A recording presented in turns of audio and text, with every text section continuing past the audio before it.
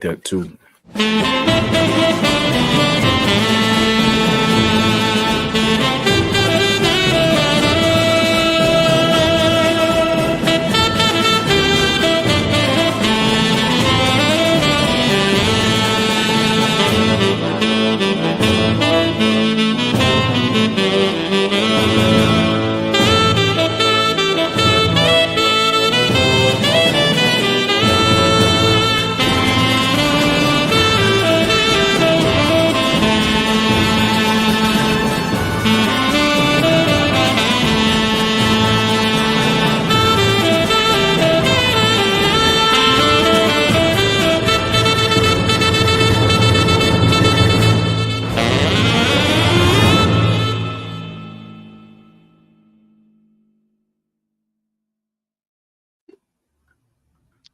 We here once again.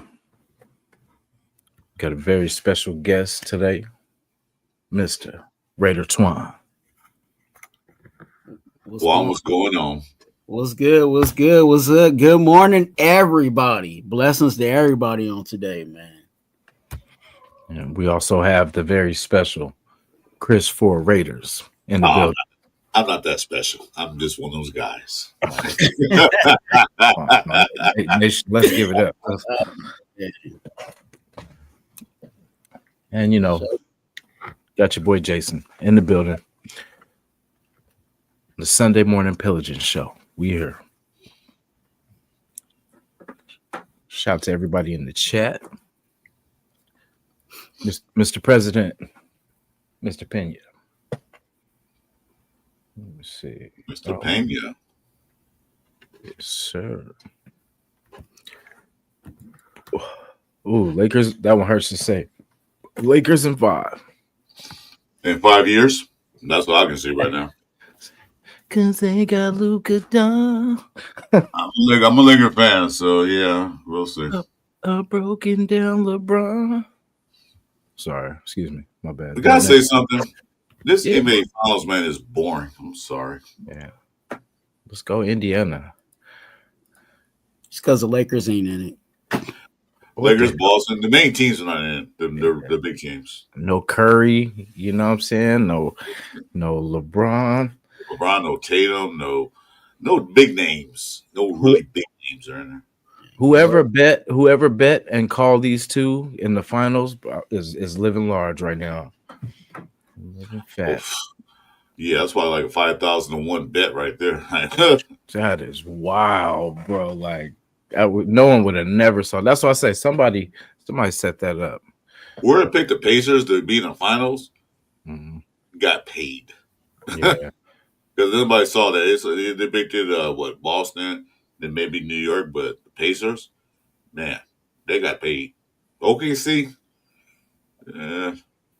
You know, I'm not saying that I wanted him to get hurt or I like that, but I'm kind of glad that happened because that exposed, like, for the Warriors, like when Curry got hurt, like we don't really Curry covers up a lot of things on our team. And then with him out, everything was exposed of what we had pretty much behind him. It was sad to see. So I hope we do make these moves and you know, we need at least 2 more scores. I hope you don't because I'm a Lakers fan. So no matter I'm cool with it all. Like if LeBron wasn't on the Lakers, I wouldn't have as much, you know, towards them. But you know, as long as that man is on that team, you know, he's a poison, man. Like, you know, that's my opinion. And then, like I said, we battled him back and forth, you know, so he's always gonna be enemy, always. Well, next season is his last season, so we'll see what happens from there. Thank the Lord. Tell him get out the way. But enough about bashing LeBron. My bad. Not bad. I thought he was going to bash the other guy that used to coach for us. Yeah, see, that's what I say. We're, you know, competitive Raider Nation. That's what we do. We go back and forth. But this is a fun one for Raider Nation. This is where, you know, week 1 we have the Patriots, and we got our favorite little pincushion and McDaniels. You know, we get to battle him. That's a good enough reason for me to not leave out of there with anything less than a W. Well, not only we're battling McDaniels, but we're also battling the Patriots themselves because they did take 3 players from us. Yeah. Yeah, they took 3. Was it 3? Was it 3? Twan? I know it was Beeline, and I know it was Jasin. Who else they take? They have somebody else. I forgot who it is. Yeah, Somebody. they took somebody else. Yeah. Wasn't it Epps? Was it Epps or no? Might have been Epps. Which Epps. don't worry about him. But they took the main player from our defense, Spillane. Yeah. Yeah. So Yeah, and then just the history with them too, from the snow game to the all that. We've been able to beat them the last few times, but it's just like that's a rivalry. That because last year, remember we were figuring out, was it going to be the Saints, was it going to be the Chargers, the Chiefs? What was the first game? And then I think for this one, this has fire to it. You know what I mean? Like you said, they took some players. The McDaniels thing, like we cannot let that clown beat us. And you know what I'm saying? Like just anything involved with him. I know it's just we're not just playing him, but that's enough for me. It's just what he tried to do to our franchise. You know what I mean? and another aspect of that is that I know I was watching before we hired Pete Carroll and before anything happened. When the season was going to Ray, we'll say let's get Ray Babel. Vabro. And I was all on board on that too. Let's get Vabro. But you know what? Soon the Patriots lost their last game. They fired their head coach Mayo 5 minutes later, and then they signed Vabro. Am I saying his name right? Vabro. So Vrabel. Vrabel. Yeah, Vabro, yeah. So they took the coach that I'm gonna say. When I look at a lot of the content creators and chat and news, that's the head coach you want. And I was on board with that. Hey, let's get him because he did well when he was at Tennessee. They fired him for unknown reasons. So they took basically they went in our back pocket, stole our wallet, and put it back in our back pocket with an empty wallet. No credit cards, no cash. My bad. They funk it over here. Go ahead. What say you, Twan? What's your biggest take? I mean, it's a situation where there's a lot of familiar faces over there. We have. It's not like we have not been completely far removed from some of the things that are still that they tried to do. I'll say it like that. But there's some guys over there, and there's some pieces there that are definitely going to be intriguing in regards to the matchup that we have against them. So we'll see how it plays out. Their team has some things there. But we'll probably break that down a little later. But definitely this is a matchup that we cannot afford to lose. There's just certain games, I'm out here in the Bay Area, you know what I'm saying? So anytime we play the 49ers, I'm like, hey, we could lose. We could lose, you know what I'm saying? I say it like this, we could lose all season, but we better not lose to this team. You know what I'm saying? And this is one of those games and one of those teams where it's just like if we go and I'm not saying that's what it's gonna be. If we go 1 in 16, it better be because we beat the Patriots. You know what I'm saying? Like and it's just it's going to be, you know what I'm saying, even before the, you know what I'm saying, even before the McDaniel situation, you know what I'm saying, the Tuck rule is always going to be, the motivation A1 as to why we, you know what I'm saying, don't like the Patriots. There's people that are right now hating our organization because they let a Patriot, you know what I'm saying, get some ownership, you know what I'm saying, in Tom Brady. You know what I'm saying? The small percentage of ownership, you know what I'm saying, some people in Raider Nation still have an issue with that. So the Patriots, that's bad blood no matter how you slice it. I'm with that because I'm gonna say this. So I'm a USC fan. I'm a Raider fan. I'm a Laker fan. There are certain teams. Okay, we can I'm gonna go USC. So we can win 2 games a whole year. But 2 teams you have to beat. UCLA and Notre Dame. Same the Raiders. Okay, if you guys want to go 3-13 or 3-14, beat the Chiefs once, beat the Chargers once, and beat the Broncos once. Not a satisfying year. But at certain teams, you guys have to beat, no matter how sorry you are. There's teams you have to beat. You know? So I see what you're saying. Beat these guys at least, bare minimum, beat these guys, please.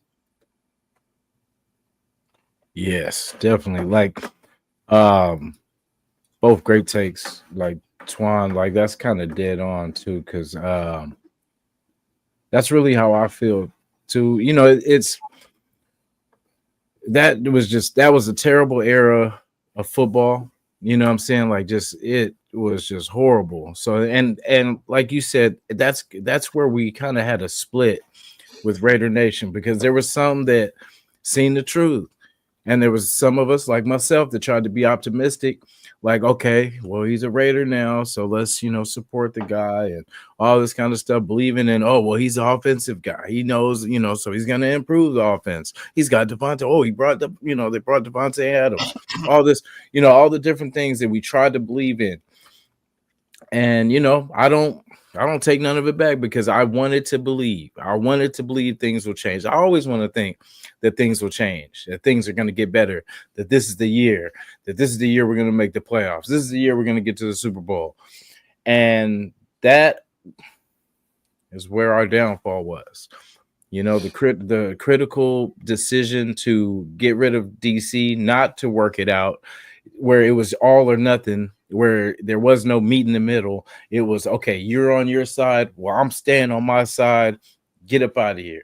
And, it was that right there where we were never stable again. Because, for 9 years or whatever, we were stable at the quarterback position.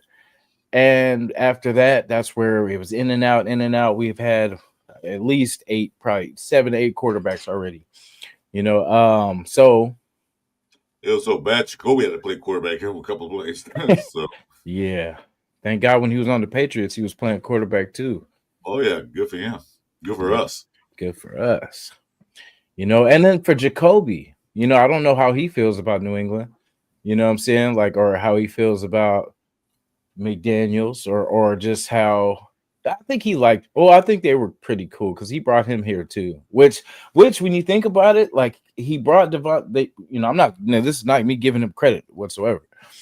But I'm saying, like, they I guess I am, but Jacoby and Devontae, a nice, because I mean, when you think about it, like, take McDaniels out of it, but having Devontae, having Jacoby, and damn, I'm blanking on who we had as our third. I know Tucker, but I know there was somebody else. Renfro was there.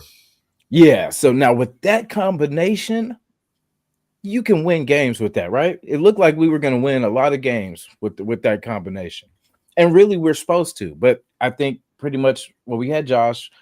There was years we just didn't. There was a lot of things we didn't do enough of. I felt like we should have got Josh more involved in the passing game, because, like, when everything down the field, you've stretched the field enough to let him be able to, he can shake some linebackers. You know what I mean? He does it in the backfield. You know what I mean? So, like, it was just things that I felt like they weren't doing enough of. They didn't go to our strengths, because we were successful before that. And then after that, we were supposed to build on our successes and build on what we were good at, because we had our playoff run. You would think, okay, this worked, so let's stack it up. Let's build off that. Let's add some pieces here and there, and let's do it again. Instead, we backtrack. You know what I'm saying? Like, it was a sad, and that shouldn't have happened, because he broke everything down instead of building off what our strengths were from the season before. He didn't even probably look at none of that. He was just like, I could do it too. Watch, I'll break this thing down and still go to the playoffs. It never happened. Well, the biggest thing with Josh Jacobs was that they should have signed him immediately. They shouldn't have waited and then franchise tag him. So he lost a lot of those reps in the offseason. He came in, like, not in football shape, might have been in shape, but he wasn't in football shape. So it took him a long time to get started. And just said, well, he's not productive. Yeah, you waited too long to re-sign him. Then you franchise tag him, so he come in late to camp. Okay, well, he's not in football shape. You can't wait till the third week because he didn't get better. Till like the fourth week, he started looking like Josh again. Fifth week, maybe. You started running. By then, it's too late. But that really wasn't the case in that situation. When you look at the first couple of games, Josh McDaniels was not using Josh Jacobs at all. The usage rate of Josh Jacobs, you didn't even put him out there to get the rust off. You know what I'm saying? If that was the case, so it wasn't necessarily that. Yeah, Josh Jacobs. Yeah, he could have been working off. Yeah, he has to get into NFL shape, but you're not even giving him the opportunity to get into NFL shape. So that's why in the surprise in the fourth week, it seemed like Josh Jacobs was running full speed. And to be honest with you, I think he would have been ready week one. Josh Jacobs doesn't take that long to get going. You know what I'm saying? You still get football. You still get football shape. You play football for 2 years. You still want to get in shape. Because you're off season. Of course, you're working out. Of course, you're doing your lifts, you're running, all that stuff. Still, you want to get football shape. You also want to get the cohesiveness of the offense. Because it might be different tackle, different guards, different call sets. You still want to have that mindset when you walk in the first game. I understand what you're saying. You're right about that. He didn't give him a chance to play. In the first week, first 2 weeks. I don't see where the cohesion of the offense is going to be cohesed if the offense ain't running through Josh Jacobs. And everybody knew before McDaniels got here that the offense ran through Josh Jacobs. We've been doing that since Gruden. We've been doing that since Bisaccia. Everybody knew Josh Jacobs was the straw that stirred the drink of our offense. No matter who was on the outsides, whether it was Devontae or whether it was Renfro or whether it was a Rod Streeter, you know what I'm saying? I'm just throwing bogus names out there, but no matter who was on the outside, it was our running game, and he failed. Yeah, he didn't run off to do Josh Jacobs. Well, you're right. The guy who a year ago was a leading rusher, not running through. If he's a leading rusher in the NFL, why are you not running the system through him? We didn't do that. Like you said, but still, he has to get in the game. He wasn't in the game. You could see it. He wasn't involved in the game. Because that's Josh Jacobs' fault. Not Josh Jacobs, McDaniels' fault. I mean, I think the real downfall in regards to McDaniels is and some people might think I'm giving McDaniels a pass on this situation, but I think the downfall, it was two things: his pride, but also him not being a having to juggle being a head coach and then being an offensive coordinator. There's special guys in the NFL that do that job, and that's why they're doing that job. But not everybody's built to be an offensive coordinator and a head coach at the same time, especially if you're a head coach that demands to be in the room, of all these people. There was reports that McDaniels was in everybody's room, trying to demand things and do things. And yes, that is a role of a head coach, but when you're the offensive coordinator and you have to, your responsibility is to run that offense on the other side of the field, then you got to let some things go. You got to let some of these coaches do their job, and especially when you have somebody like and I have faith in him, and we still have him on the roster. Is Patrick Graham. When you got a Patrick Graham, you should just let Patrick Graham cook and handle whatever else needs to be handled. You won't have to babysit and look over his look over his shoulder in regards to him running the defense.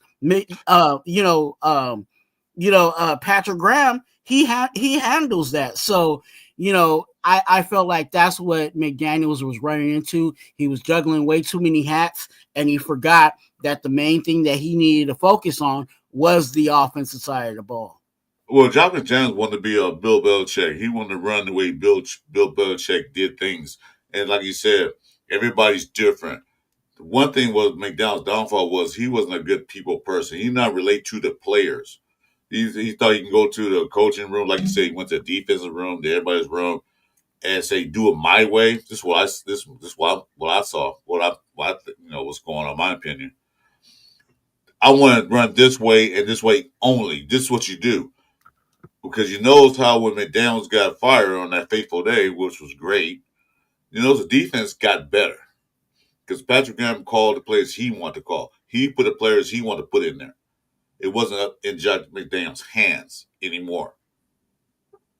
So I think he, like you said, his ego, his pride, everything got in the way because he did that with Denver the same way. He wanted his fingerprint on every aspect of the game. So why do you have defensive coordinators? Why do you have offensive coordinators to help you run that aspect of the game? Special team coordinator. Why do you have them there? If you're gonna run everything, then you don't need those guys. We don't need defensive coordinator. I'm defensive coordinator and offensive coordinator and special team coordinator, so I'm calling all the plays. So I think he wanted to make his ego so big that he had to make sure that he did everything. Definitely. And you know what I'm saying? With that, definitely we're gonna be having a good matchup with Chip Kelly and him too. I think that's gonna be a good, matching of offense. One of the, top with just Josh McDaniels allegedly being one of the tops in the field of offense. But it's gonna be wild. Like I lost my original thought while we were kind of midway, but when it comes back, I'll definitely put it out. But with the pieces that I was gonna say, remember when we had Kenyon Drake, right? Like that was a good pairing, I felt. And if it sucks that that's how it ended, is he got injured, but that would have been a good thing. You know what I'm saying? Like it's kind of similar to what we've kind of done with the Genty Mostert. I feel with this, kind of similar, where it's not just we're riding one back and there's a whole bunch of scrubs in the back, but it's where we get that was the best running back pairing I think we've had in quite some time. And it didn't last because both of them could do so much. We could do double back sets, you know what I'm saying? Like, and you would definitely have to pay attention to both. I remember, let me see, damn, I almost got that's what I was going to say. I was going to say, damn, I wish McDaniels was on more teams because the only teams that he was able to beat were the teams that he was on, is the Patriots and the Broncos. You know what I'm saying? Like, I wish he was on more teams because in that way, I don't know, he took stuff personal. So saying that, I think, do you think he's going to take it personal against us? Getting fired at 1 a.m. Halloween with your kids, trick-or-treating? Yeah, of course he is. Yeah. I'm ready for it too. It's like the movie Friday, man. Like Friday, Craig got fired on his day off. You think you can take that personally? Yeah. So who's going to take it more personal, us or him? I think he is. His ego, like Twan said, his ego is so big, his pride is so out there that his feelings I know was hurt. Like you said, trick or treating or hollering with his kids, and he got a phone call. Hey, guess what, guy? What's up? You're fired. Mm-hmm. Yeah, I'll be pissed off too. Oh yeah, on my day off. Yeah, come on. But see that thing, like you could be mad, but what are you gonna do about it? You know what I'm saying? Like that's how I feel with McDaniels. Because I mean, does he really have the weapons? It's his first year back. Well, I'm gonna say this: he has Drake May, and Drake May was the second year now. Mm-hmm. Okay, sorry. Let's see how he handles Drake May, because the way he handled Carr was kind of like, "What are you doing?" Because I remember back in the day when McDaniels was with the Patriots, they wanted to trade for Carr. I forgot what the that Mac Jones. Who was it, Twan or Jason? I think it was Mac Jones, and they was offering ready to trade for Carr. Raiders said no. So he wanted Carr in New England. Mm-hmm. But then he gets here, then all hell breaks loose. Yeah. Shout to I seen this a little earlier. Shout to Hero. I think he's a I'll say Chargers fan. But respect, because he showed a little respect. He says y'all will break the curse this year. Just can't have some Raiders crying because some teams go into the postseason. But with the Chargers, we'll take one step at a time. Next year, we will play playoff football together. I heard that. Okay.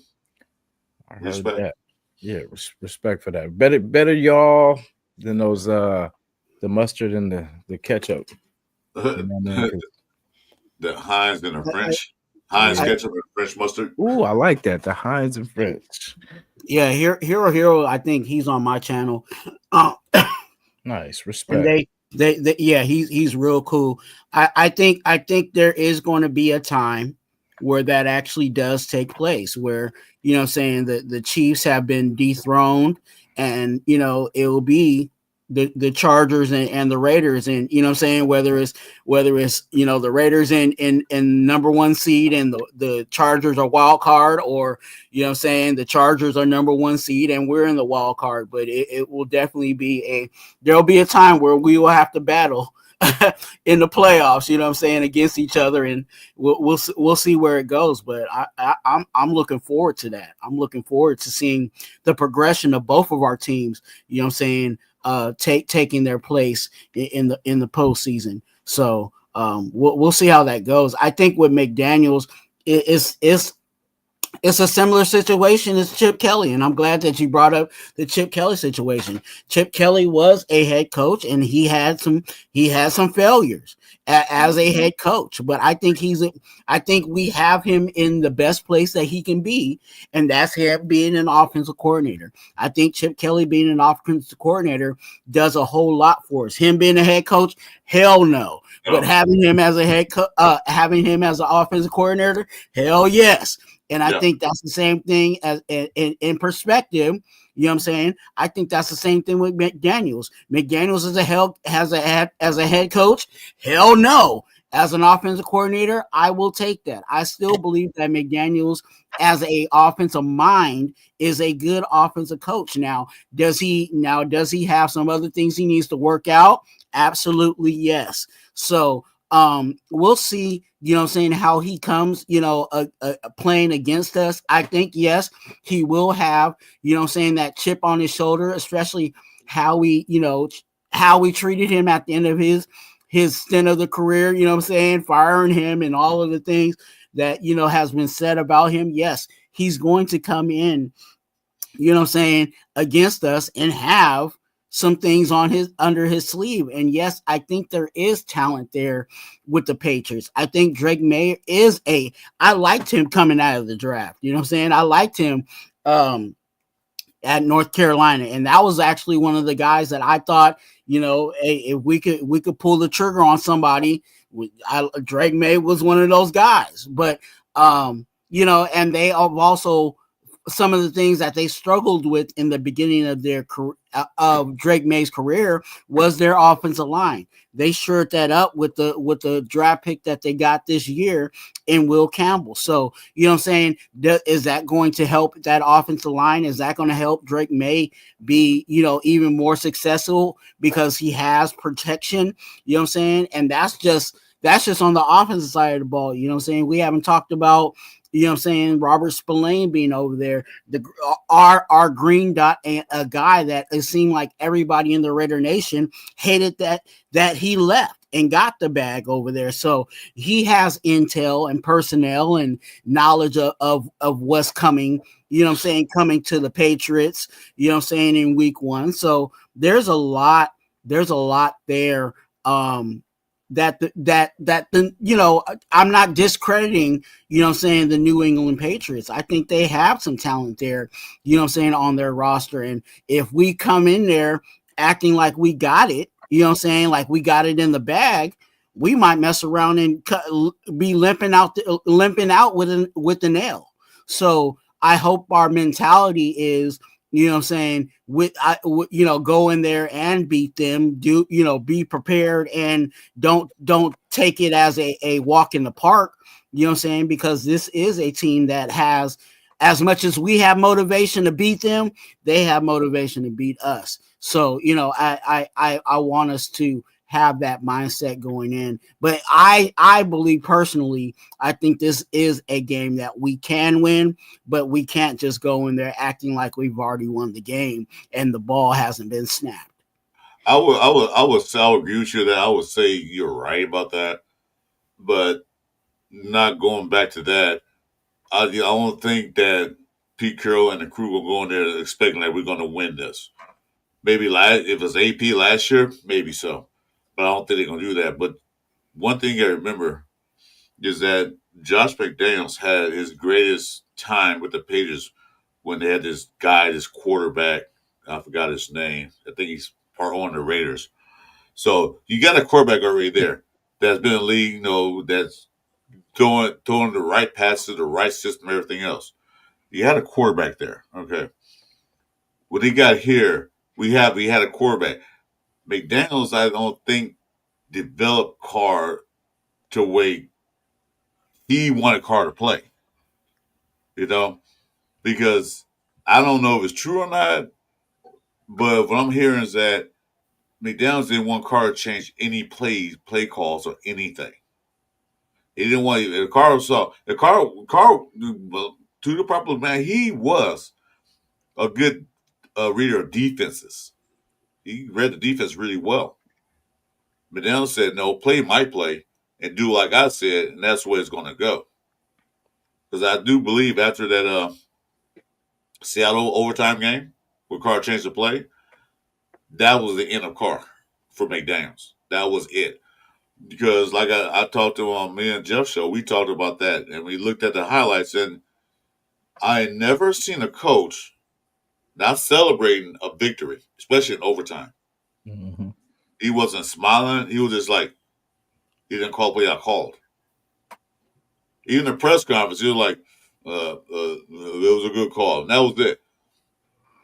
Mm-hmm. Usually your head coach, any win, the win is a good win. No matter how it was dirty, what happened. But to me, he was like, he wasn't happy that Carr changed the play. I could be wrong, And but that's what I saw. And I think that's his strong suit. You know what I'm saying? That was the benefit of Derek Carr. Derek Carr's strong suit as a quarterback is that he was able to read pre-snap.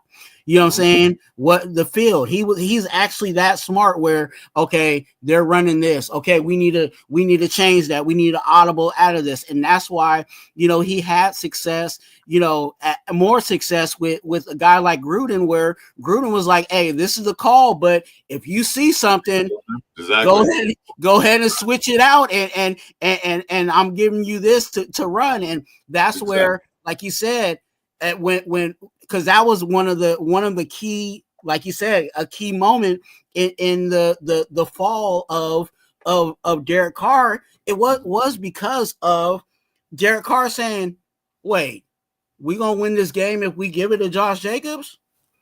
Yeah, here we go. You know what I'm saying? Exactly, because he wants to win. And there was situations even throughout the years where, during that season where you could hear Derek Carr talking about, hey, this is what I felt. This is what I thought we were going to do. This is what I believe that we could do to win. And I was not allowed to do that. Yeah.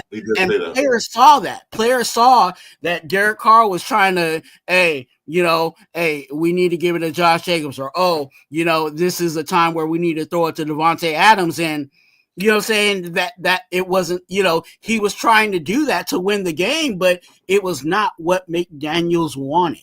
You know what I'm saying? That was the whole situation. That was the whole situation earlier where, we found out that Josh McDaniels didn't like his quarterback to run. No. Even though Derek Carr wasn't a running quarterback, you know what I'm saying? We realized that Josh, you know what I'm saying, as a quarterback, that is an option when things fall apart. And he didn't like that quarterbacks ran. He wanted a pure pocket passer because he had Brady there all those years. And Brady wasn't a running quarterback. You rarely see Brady move out the pocket because he had passes, this and that. So he wanted a pocket quarterback. And like you said last night, the NFL is changing, evolving.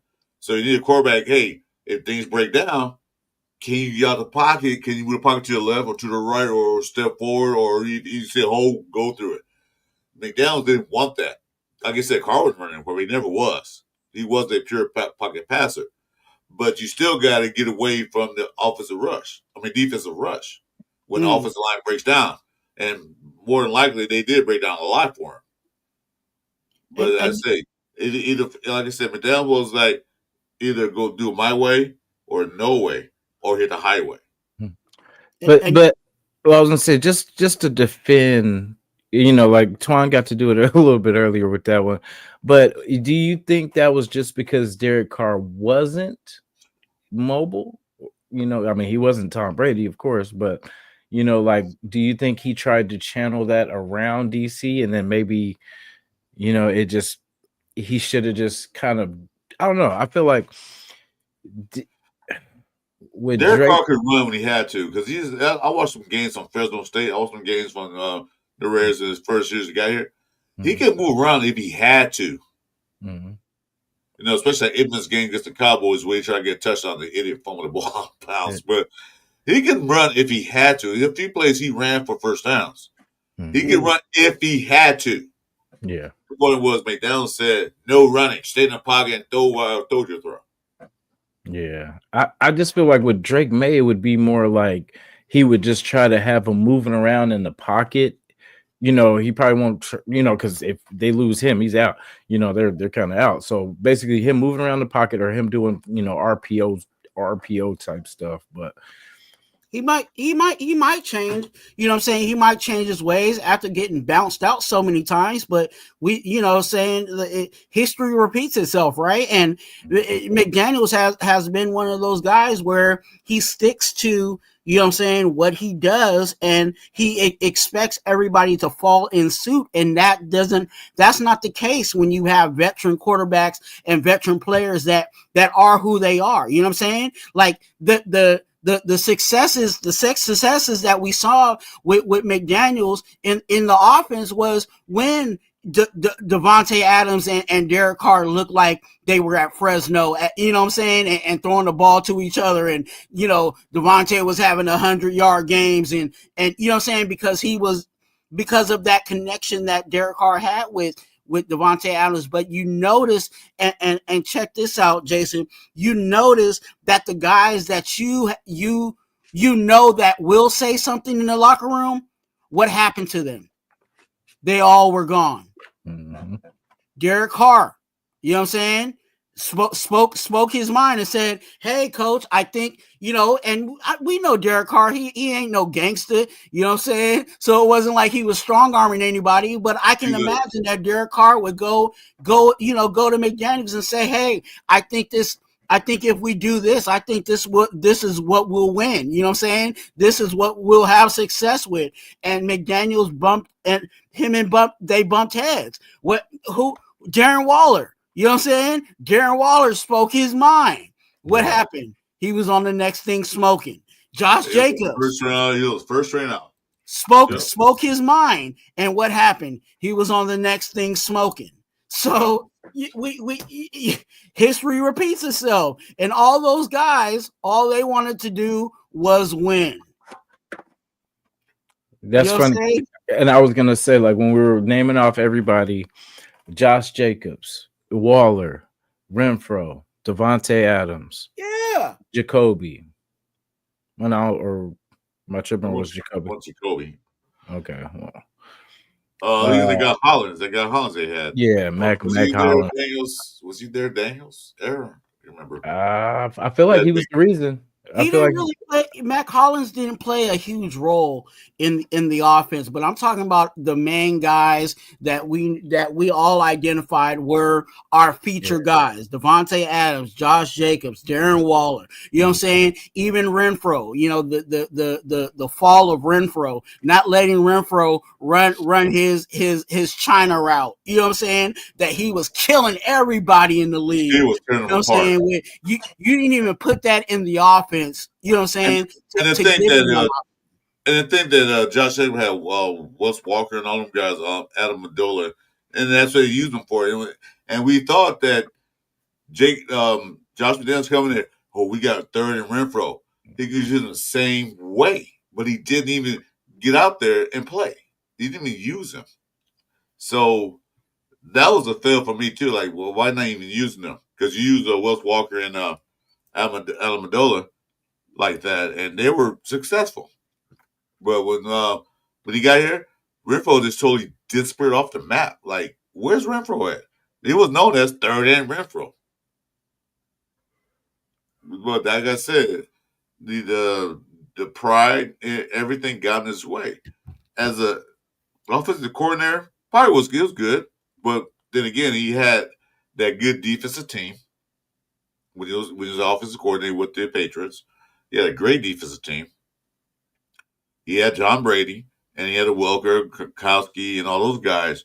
So his job was a lot easier to call plays for the Patriots then. Am I right or wrong? Agree or disagree? Yeah. When your defense is playing well, as OC, all we got to do is hold the ball and get a touchdown or a field goal, whatever.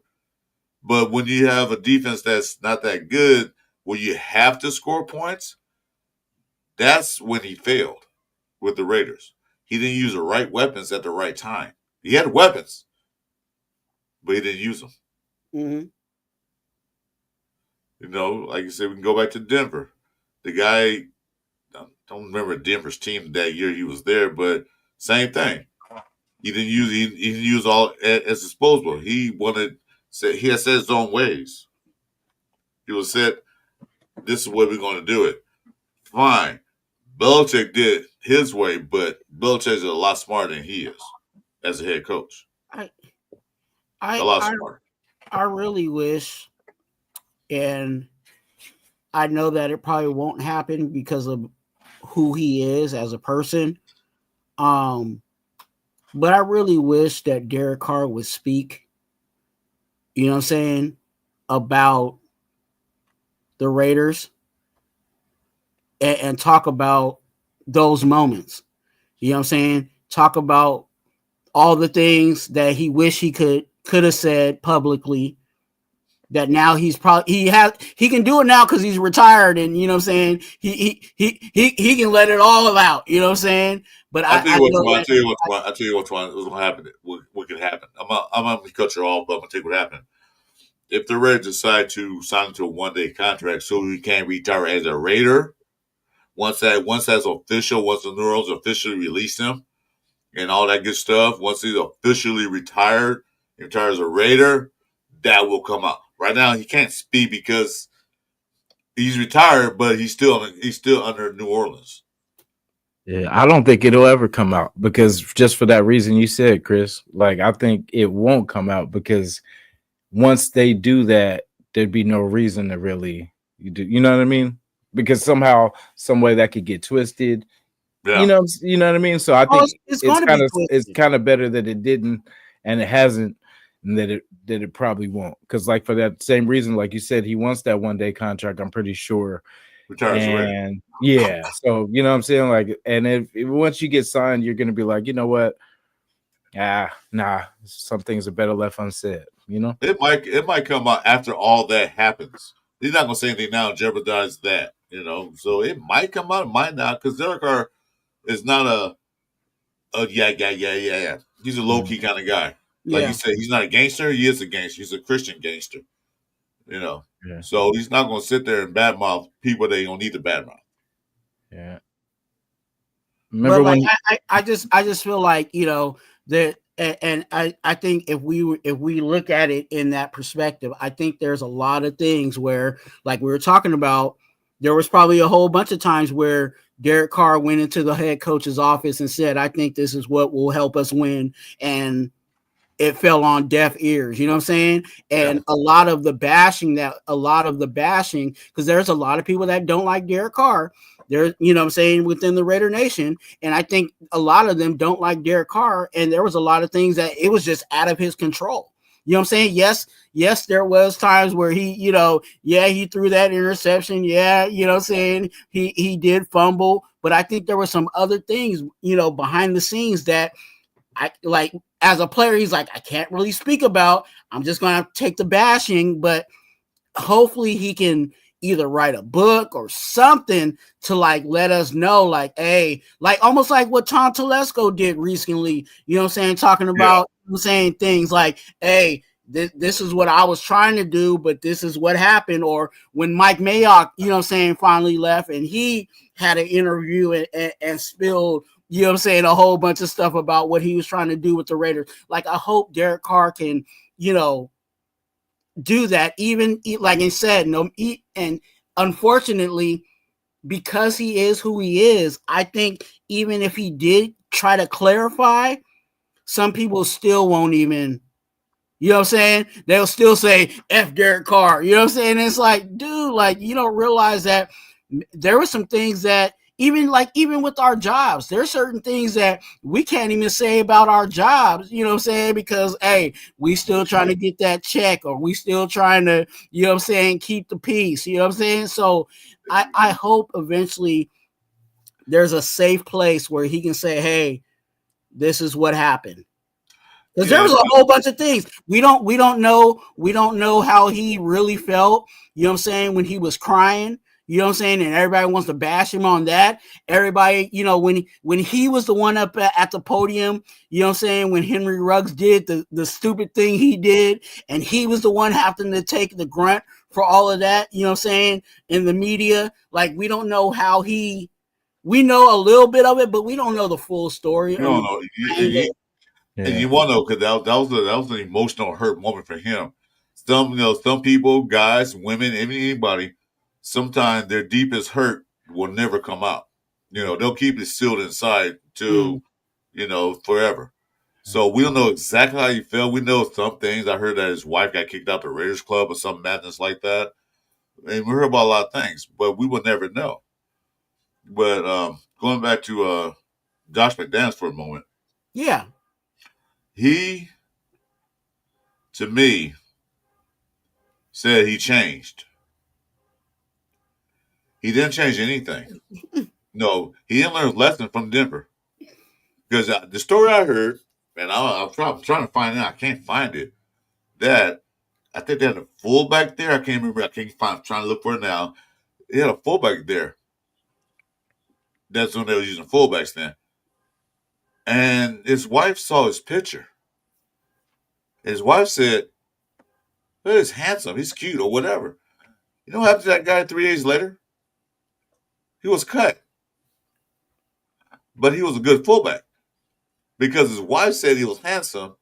Josh McDaniels' little, what they call it, insecurities came out like, what do you mean he's cute? He's cut. He's off the team. I forgot who that was, because I remember that story too.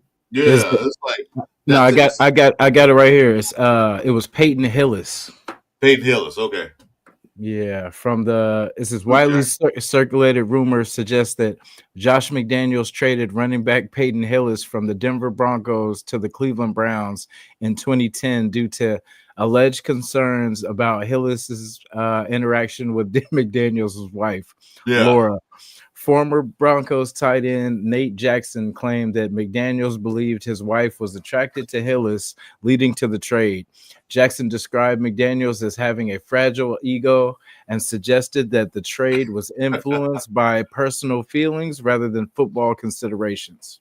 Yeah, that's it. Peyton Hillis. Okay, yeah. I like but however, Hillis himself has offered a different perspective. In a 2011 interview, he stated that he was relegated to a fullback role and not allowed to run the ball, which he felt was due to racial discrimination. He also mentioned that he was not happy with the situation, but tried to be a team player.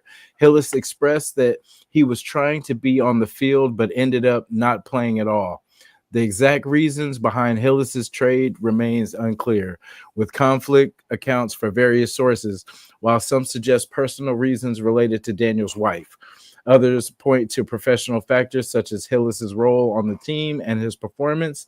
The lack of concrete evidence makes it difficult to determine the true cause of the trade.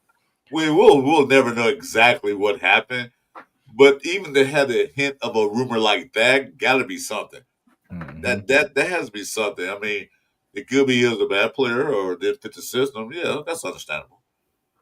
But when that came out, and he's the only player that happened to. Some I don't know. We will never know the truth, Yeah. but it's still kind of funny. Yeah, and that's crazy. I remember Peyton Hillis wasn't bad either. Like I No, remember when he was actually surprisingly, the fullback, he was pretty good. Yeah, yeah. he was good. And to try to turn him into a fullback was crazy. Yeah. And then how dare you bring Zamir White here, and then you try to see that's how this is gonna be a good one today. All right, let's do it. Let me see. You guys want to hear? We're gonna get ready for Josh McDaniels' offensive philosophy. McDaniel's system is heavily rooted in the Ernst Perkins offensive system, characterized by multiple formations, same plays, which you're just disguising your intentions.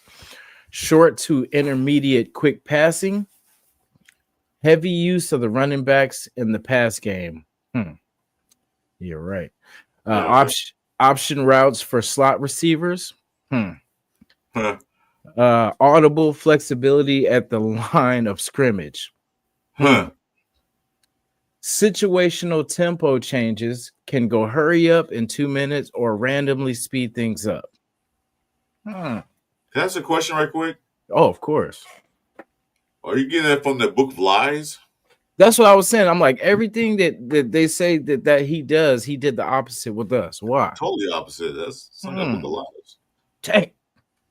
Excuse me. My bad. Yeah. I will always believe he was tanking, guys. I will always believe that he was just because like we named off who was on our roster. There's no way we lose that many games. You know what I'm saying? Like, look at what we had last year, and we won 4 games. You know what's so funny, Jason? I said this during that time. I said, name one player that actually played well. Last year? Yeah, that's with McDaniels. Oh yeah. Shit. Devontae Adams did their first year. Kinda. Well, yeah, the first year, yeah. But even with that, everybody took a dip. Yeah. True. Because remember, we were a playoff team before he got there. Yeah, we were. And he got the whole team. He gutted that team. Yeah. Rich Bisaccia got us to the play. You know what I'm saying? Like we didn't have anything fancy at coach after Gruden left. We had Bisaccia, and we still were able to climb to the playoffs with that core team. But like I said last night, well, me and Jeff on our show, and Twan was there, and JT was there. Like I said, when you get a new coaching staff, a new OC, defense coordinator, if you get all that, things are going to change. They're going to change the style play they want. But there's certain things you don't do. There are players that got you there. Keep them. You might, okay, for now you're going to start doing this, make it better. He did not. He made it worse. Mm-hmm. He pretty much just gutted the whole team for a year and a half. Just like, I don't want this guy. I don't want this guy. I don't want this guy.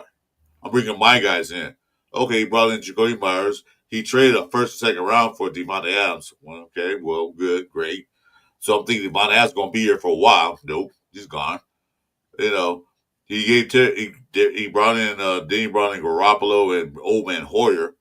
Like, and then Garoppolo, like, what are you doing?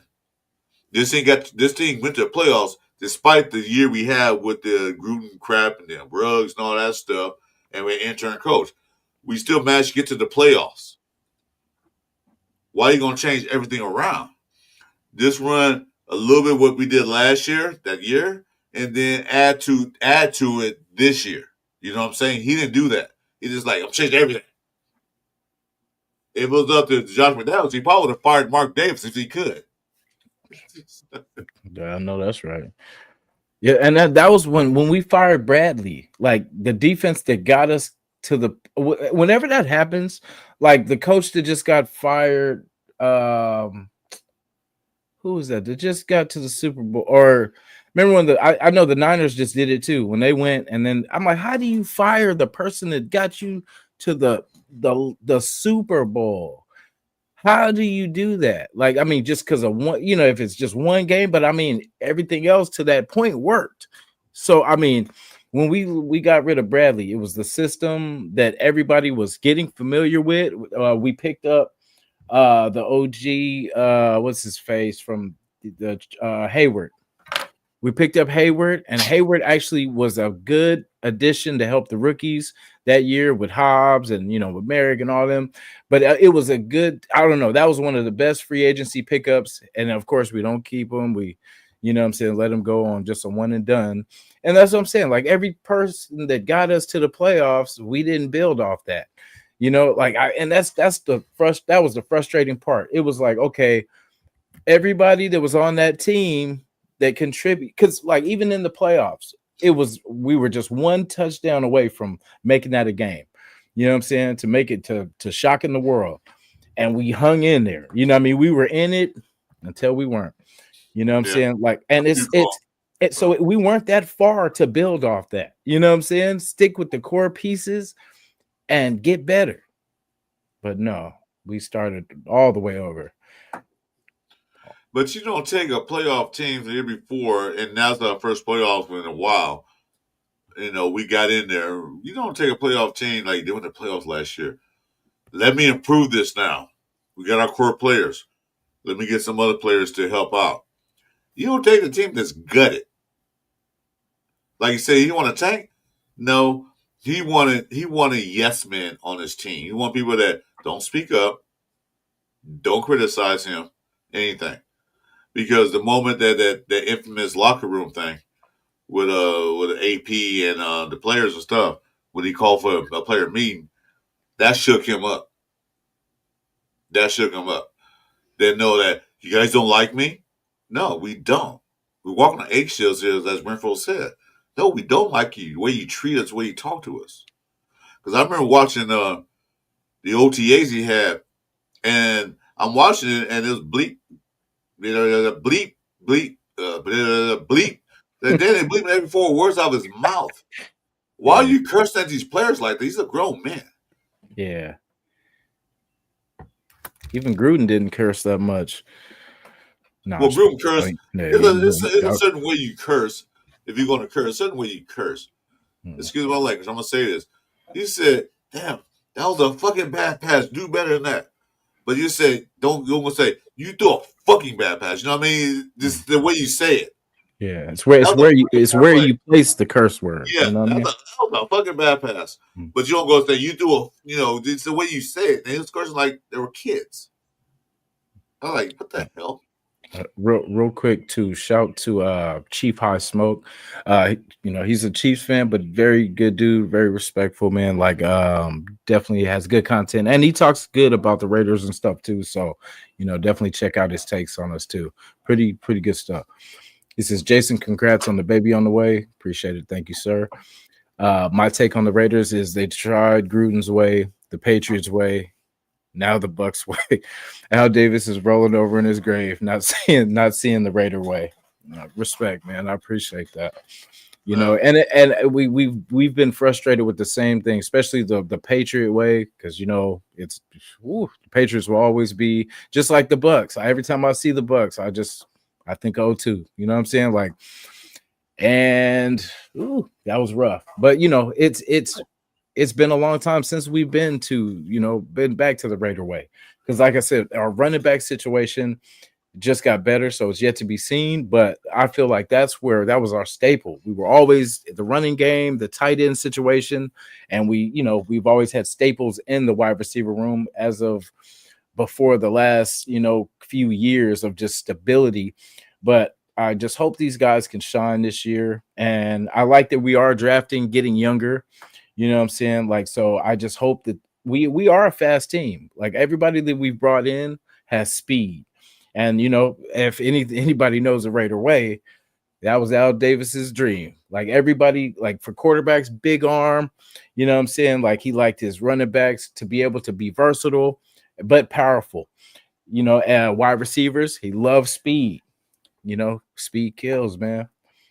Yeah, So, but that was old school football, so it's hard to do that now because the NFL hasn't evolved. Um, Going back to Al Davis saying rolling his grave, no, because I remember my boy Twan said last night we're a copycat league. Yeah, we are. Well, one team does something successful, everybody will do the same thing. But we got to stop doing that. We got to stop. Let's get Josh McDaniels here to do the Patriot way. Yeah, remember, Josh McDaniels wasn't the head coach of the Patriots. He was the offensive coordinator. Who was head coach? Belichick. That was the head coach. He ran everything. He ran with an iron fist, as some players said, and it worked for him.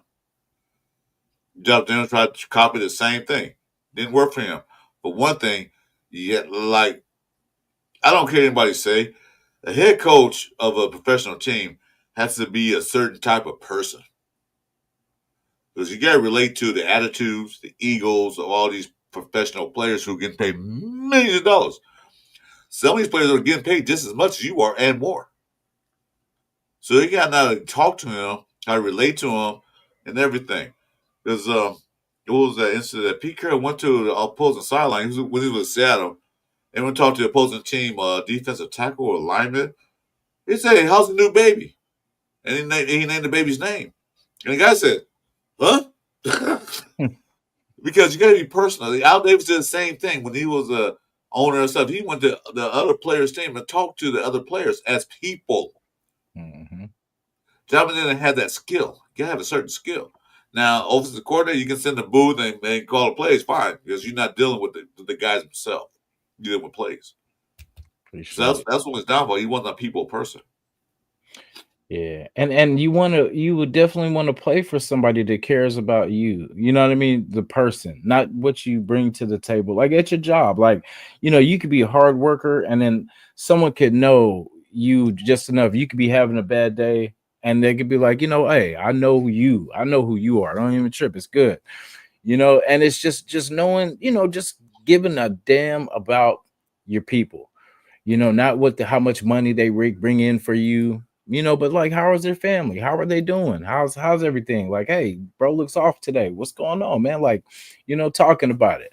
And for that, if people, they care for you, you'll do anything for them. You know what I'm saying? So it's a family. You know what I mean? Like you checking on your family, but some people treat it like a business. What's so wrong with that? I mean, it's good. It is a business. Basically, that's all it is, a business. But still, you got to be impersonal too. You got to I mean, like I said, I'm not gonna say my age no more, but I work a few many jobs. You know what job was the best jobs? Were the small company and the boss knew your name.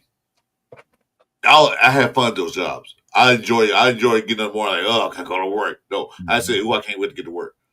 When the boss come in there, you sitting there, you walk in, and the boss say, hey, good morning, Chris.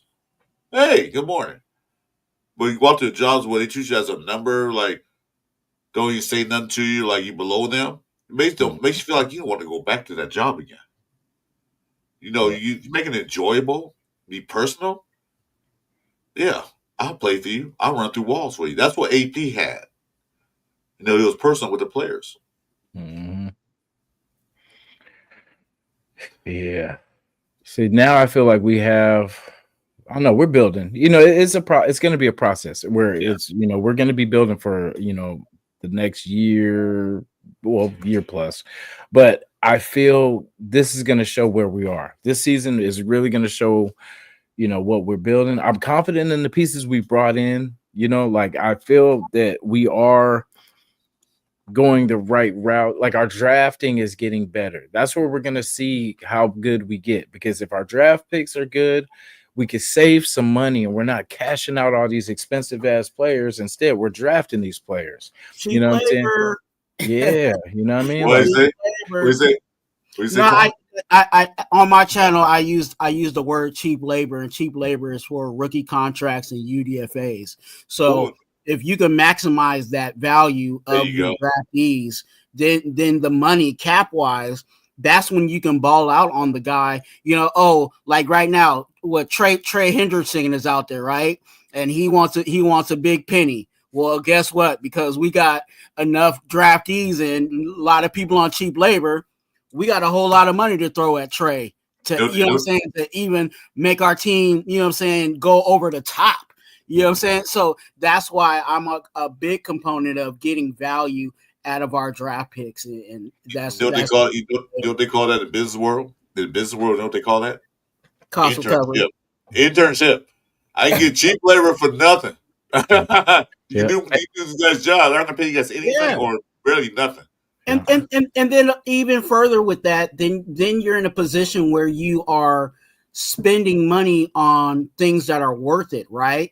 Let's just say that fourth rounder that you drafted, he's been under cheap labor for 4 years, and now it's time to give him, his first NFL contract, right? And you want him because he's that guy, right? Right. Now you got money to spend because everybody's been on cheap labor. Everybody is on a cheap contract. So when you do have to spend money, it's not hurting you. It's not hurting you to retain a Max Crosby. It's not hurting you to retain, a Josh Jacobs. It's not hurting you to retain those franchise type of guys after their rookie contract because you drafted well and you're getting production out of whoever it is, no matter what round they are. So yeah, I'm a big component on cheap labor. Well, say what you want to say about Telesco, but he did save us a lot of money. I'll give him that. I'll give him that credit. But on another fact, going back to McDaniels again. I'm sorry, you want to bash him? I'm ready to bash him. Get him. Who do you think ran the organization? Was it Ziegler or was it McDaniels on the picks and the signings? Who do you think it was? McDaniels, I feel. We know who the can't. Well, no, it's Sunday. I ain't gonna cuss. I was gonna cuss on that one. Please pray for the chaplain. We all know who the B was. I'll say it like that in a relationship. We know who the B was in the relationship, and it was Ziegler. Well, and Ziegler shouldn't have been because to be honest with you, I think Ziegler was actually smarter than McDaniels. It is. Because he was in the position where he had to suck up to McDaniels. That's why we got what we got. Mm-hmm. Because to be honest with you, I really wasn't mad at Ziegler as a GM. No, me neither. But because of the decisions that he made, because we knew that it was influenced from McDaniels, that's why Bert and Ernie had to leave. He said Bert and Ernie. Bert and Ernie. No, because financial. So it sucks because Derek Carr had to be the piece, but that was what kind of got us out of our financial situation because that was the choice. I just feel like there should have been something in between, but that was what got us out of the cap hell and allowed us to kind of get pretty much to kind of where we are right now, not giving him credit at all. But I just feel that was the thing that Ziegler and them kind of did get going because remember that was after the Gruden, all the people that we're still paying to this day or all the, those past contracts. Gruden is done. They paid him off. He's done. Yeah. Well, no, I mean like all the people that he, like the Littletons, what's his name from all the dead contracts. Yeah, all the dead money contracts. Like basically, we had all that going before they got there, and now that's the only thing I can kind of give credit to with Ziegler was getting those better. Because remember the contracts that they were giving people, they got easy outs. Like DC signed one, and then remember, bam, put the pressure on him. The Renfro one, bam, we got out of that one. The Waller one, traded. You know what I mean? Like all the stuff that they worked and moved around, all the different trades and stuff like that. They made some moves, but like I said, I don't know what. Well, I know what was going on. Like I said, McDaniels was trying to tank. He was trying to get whatever he was trying to get because there was no way with what we had that we failed that much and that we didn't win as many games. You know what I mean? I still say he was tanking. I don't see that. I do, because all the games that we remember, the 6 and 7 games that we were less than one score away from winning, that we did not finish. Because it was suspect plays. Like you look at all those losses, there was like remember the Chiefs game where we ran into each other with Renfro and Devontae, just crazy. Like just the play calling. I feel like McDaniels was stubborn. And he felt like, I'm going to make this work and it's going to work. But he wouldn't adjust to what wasn't working, because that was the thing. Like he was doing all these long routes and stuff like that, but we didn't have a line to protect. So I'm like, bro, you got to shorten these routes. You know what I mean? Like that, you make the adjustment.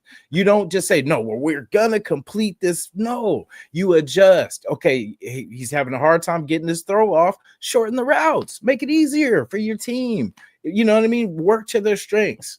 You know what I mean? Just get, and then why are you it's I forgot what it was. I know it had to be 4th and 3rd or less. It was something crazy. And then why are you going for a deep pass on 4th and short? I don't know what it was. I know it was short though. It was 4th and something very short. It was and that was one of my issues with his offense and him being, and I knew it was pride, but it was just, it made it predictable too. I could guarantee, and I forgot, it was a mic'd up. There was a mic'd up defender that played against the Raiders, and it was like 3rd and 15.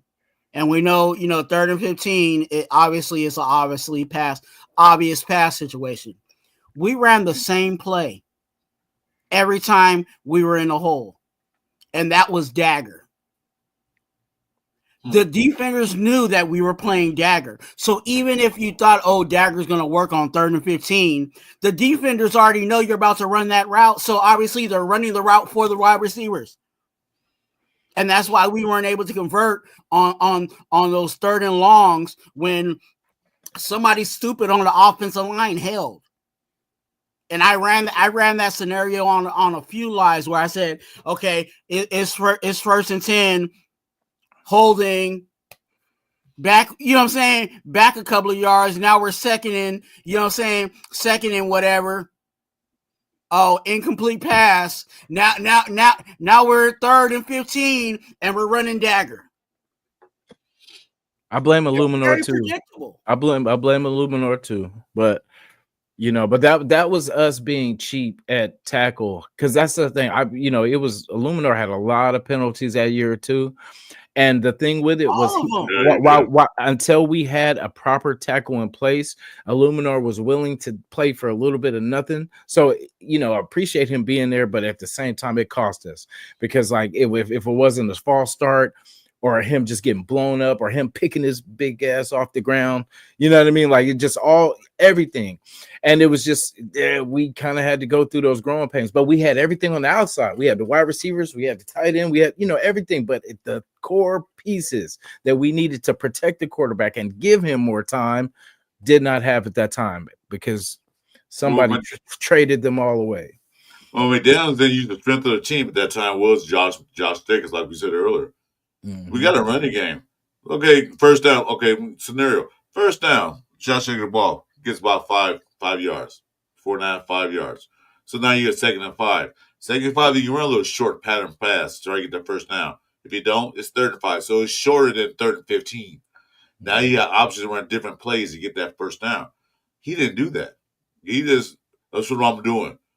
And like Twan said, defense wasn't a fool. We know exactly what you're going to run. We're going to cover like we always cover. So now you got to punt the ball. So he was stuck in his ways. He was stubborn. He refused to change the way he thought about it. Oh, Beyond Man's in there? They getting feisty. I was looking at it. Beyond Man's in there? You know what? I'll let him do it. You know what I'm saying? I don't know if that's on my channel, but look, if Piano Man's in my chat, yeah, you guys can go ahead and if he's talking crazy, you can go ahead and give it to him. Twan bringing that record. Nah. Well, I mean, who knows? It's all of our He kids. don't Hey, bother me. He you know, bother a that's lot of people. He doesn't bother me too much until he gets no, ridiculous. not at all. I was reading it and just kind of, I was like, ooh, it's getting. Yeah, PM man jumps in, everybody gets feisty. Yeah. But that's Raider Nation. I mean, we back. That's what we do. That's what we do. I mean, we back. So, you know what I mean? You see how they let Hero and Marcus, you know what I'm saying? Marcus, they let them live because they know how to they know how to act, you know what I'm saying? They know how to act in the chat. Yeah, When you start talking crazy, then you're gonna get the business. Yeah. Yeah, if you come in from another team, man, that's fine. I don't care. I love it. Yeah. But this all disrespectful to the chat and to the panel. Like, come on now. You can talk about you you want to, but don't disrespect. Yeah, that's why when I know other, because I mean it's preseason right now, so it ain't even nothing right now. But when I see other people, because like Chief High, like I've definitely watched some of his stuff too, and he's had some good takes, like talking about the Raiders and stuff like that. So people that respect, more, big ups. But I just appreciate, and I'll do that just so you'll know, hey, bro's cool, what I mean, But then, hey, we have no control over, back and forth. But if people come respectful, I will definitely give them a heads up. Like, hey, bro's cool. He's respectful. That's who Pion Man's hero. That's who he is. Yeah, hero. Yeah, he changed his name now and then. Yeah. I hear on my IG. I'm cool with it. I don't, don't bother me. You can say what you want. He said, don't bother. Yeah. But it's all good, man. Like it's all, and at least because what pisses me off the most about talking shit is because I love to talk shit, but this team for the last 3 years has not allowed me to talk shit. It wouldn't have meant anything. You know what I mean? Like I just feel like I'm just talking reckless. But it's like now I feel like, yeah, we about to talk some shit, talk some. Shout to everybody, shout to Ben. I see y'all. I see you, Raider Ben. What's up? Well, Raider. What to me, like I said, we can't say nothing right now until we see the product on the field. We get our hopes up. Like I was talking about, like they're trying to change direction. It's not gonna happen overnight. It's not gonna the first game of the season. We're gonna blow these teams out all the way through the season. We're gonna go 11 and 6, make the playoff run, and get to a Super Bowl. Not saying that. I'm just saying that Mark Davis, I think, is wise enough to the fact that he's now not making all the decisions or final decisions. He's asking people. Everybody keep talking about Tom Brady. Yeah, remember, Richard Seymour is also a part owner too. So the input. That's the last time I was getting frustrated, and I think Twan saw that. Talking about he wasn't Brady wasn't allowed in the draft or anything. He's the owner. He can do the hell he wants to. He's not a full owner, but I tell you, he has more stake than anybody else do in that room. If you want to go in, he can go in there if he wanted to. Probably didn't want to. So they changed directions. The smartest thing Mark Davis did was fire Josh McDaniels. One of the smartest things he did because he saw what he wanted. Because when he hired Gruden, he gave Gruden a 10-year contract because basically Mark Davis said, "You do everything. I'm not going to do nothing. You do everything. Fine, so be it." Gruden was starting to. He even said, "After 4 years, if I don't know anything, you can fire me." And the fourth year, he had a team rolling, got him to the playoffs. That was his team. It wasn't Massachi's team. It was his team he built to get to the playoffs. But then the email and all that bull crap happened. So he's out. What's the next step? Hire Josh Jacobs. Because he figured that, the Patriots won 7 Super Bowls. Yeah, that was Belichick's team. If you want to hire a Patriot way, hire Belichick, not Josh McDaniels. He didn't look at his history, what he did with Denver. Okay? So that was the mistake he made. And he corrected that mistake by getting rid of him. So now what he do? He hires football guys that know football. Because like I said last night, and I'm going to say that every time I say it, Mark Davis said, "I don't know anything about really football. My dad did. I don't. I'm a businessman. and then he runs the business. Let him run the business. Let him write the checks. Let him go on. But going back to Josh McDaniels, Mark Davis just wants somebody to run the team for him. Like Josh McDaniels did. Josh McDaniels bought his bobblehead guy, Ziegler, as a centerpiece. But Ziegler was smarter than people think he was.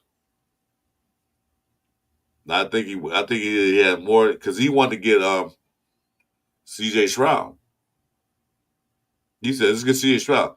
McDaniel said, "No, we get the other guy from Carolina. What's his name? Bryce Young. Bryce Young. I want my Bryce Young." But Ziegler said, "No, let's get C.J. Stroud." No, Bryce Young. Couldn't get him because Carolina picked him. Could you imagine if we had C.J. Stroud now? Be a different team. Shit, we got Geno. The locksmith. Thank you, Roshad. That's a compliment to me. Hey, Don Cornelius. He always says that. I can see he that. Always says love, peace, and soul. Hey, Raider Soul Chain. Well, yeah, that's what I feel. Offensive coordinator, I still say he's okay. I'd say he's good because remember he had a good defense, good, damn good tight end, some receivers, and a good defense. His play calling was easy. You talking about McDaniels? Yeah, he was offensive coordinator for the Patriots. He had Tom Brady, Gronkowski, Walk Wilder, and Amendola. He had good running backs. I forget their names. He had a good offensive line. But the thing was, what made Patriots win was that defense. That was Belichick's team. Mm-hmm. So when you have all that, when you have all the good players and a good defense and a good offensive line and your offensive coordinator, makes your job a lot easier. But McDaniels had to come in and rebuild a team that he saw in his eyes. It didn't quite work out the way he wanted to. Yeah, this is the week 1 game plan versus the Raiders that McDaniels will probably try to run. This is targeting Raiders' weaknesses. The Raiders' defense, depending on 2025 personnel, has often struggled against pass-catching running backs and tight ends, especially in zone coverage. Expect McDaniels to scheme running back angle routes, option routes, and tight end seam routes early to test linebacker and safety discipline. Scripted first 15 plays. Classic McDaniels features you'll likely see are play action passes on early downs, jet motion, and orbit motion to identify man versus zone, a mix of under center and shotgun to keep fronts guessing. I just wish I had seen more of that as a Raider because I don't remember none of that. Balanced personnel packages. McDaniels often uses 11 personnel, which is 3 wide receivers, 1 tight end, 1 running back as a base. 12 personnel, 2 tight ends in red zone or short yardage, allegedly. And then a 21 personnel with fullback or halfback if he has a fullback or power back, which he got rid of our fullback. Red zone strategy, high use of tight ends and condensed sets. That's funny. I think you know what? I want that book of lies you got. It's so crazy because he used to, and this stuff he did in New England, I remember. But when I'm thinking about what he did with us, because like everything that we did good, he traded Waller, he got rid of our fullback. Everybody's gone. Well, he got rid of our fullback to replace him for a fullback. Yeah. Remember, but it was his guy, you know what I'm saying? That's why we end up getting Jakob Johnson. Jakob. So that's why, so the fullback was in effect, but it wasn't the Ingold style of fullback. And we know Ingold, there was benefits to having Ingold in the passing game, but there was also some there were some things with Ingold that he still wasn't,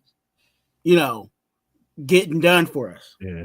Yeah, No, but but that time, when they last got time, rid of Jakob too, though. That's what I meant. Like when they got rid of Jakob, because remember they were saying, "Oh, the league isn't going with fullbacks anymore." yeah, it's sort of But phased out. The football sort of phased yeah, out the system. but So that was after Josh had led the league in running, though. You know what I mean? Like that's what I'm like. Why would you go against? Why would you get rid of what helped Josh, and then now all of a sudden you're going with no fullback now? Yeah. You know, that's what I meant. Just like the things that worked. Just another example of what was opposite. Let's do the opposite. You know, hey, we were successful doing this. Yeah, let's get rid of the fullback. Let's see how you can do without one. You know, like what kind of thinking is that? Yeah. So that again, you know, he and Chris said it earlier. You know, he keep every you know, every whistle stop that he made, he tells the team, I changed. yeah, I learned from my mistakes, but you still doing the same mistakes. the exact same thing. So we'll see. We'll Yeah, see if he learned his mistakes week 1. I hope not. I hope he keeps on. But I mean, now he just went back to his little mouse hole. You know, he's back in the Patriots, back where he's comfortable, back with the people that actually believe in him. I guess you know, and he's back at home living with mama. You know, like basically he's back at home. You know, so He's back with Mama. Yeah, that's what you're looking at it. Although his daddy's not there, he's in North Carolina, but still. yeah. Oh, but now he's the man. Now he's now he's the little man. You know, Because so their head coach is Vrabel, right? Yeah, yeah. That's So kind of yeah, like if he's after this football. Vrabel has control and knows what he's doing in regards to that.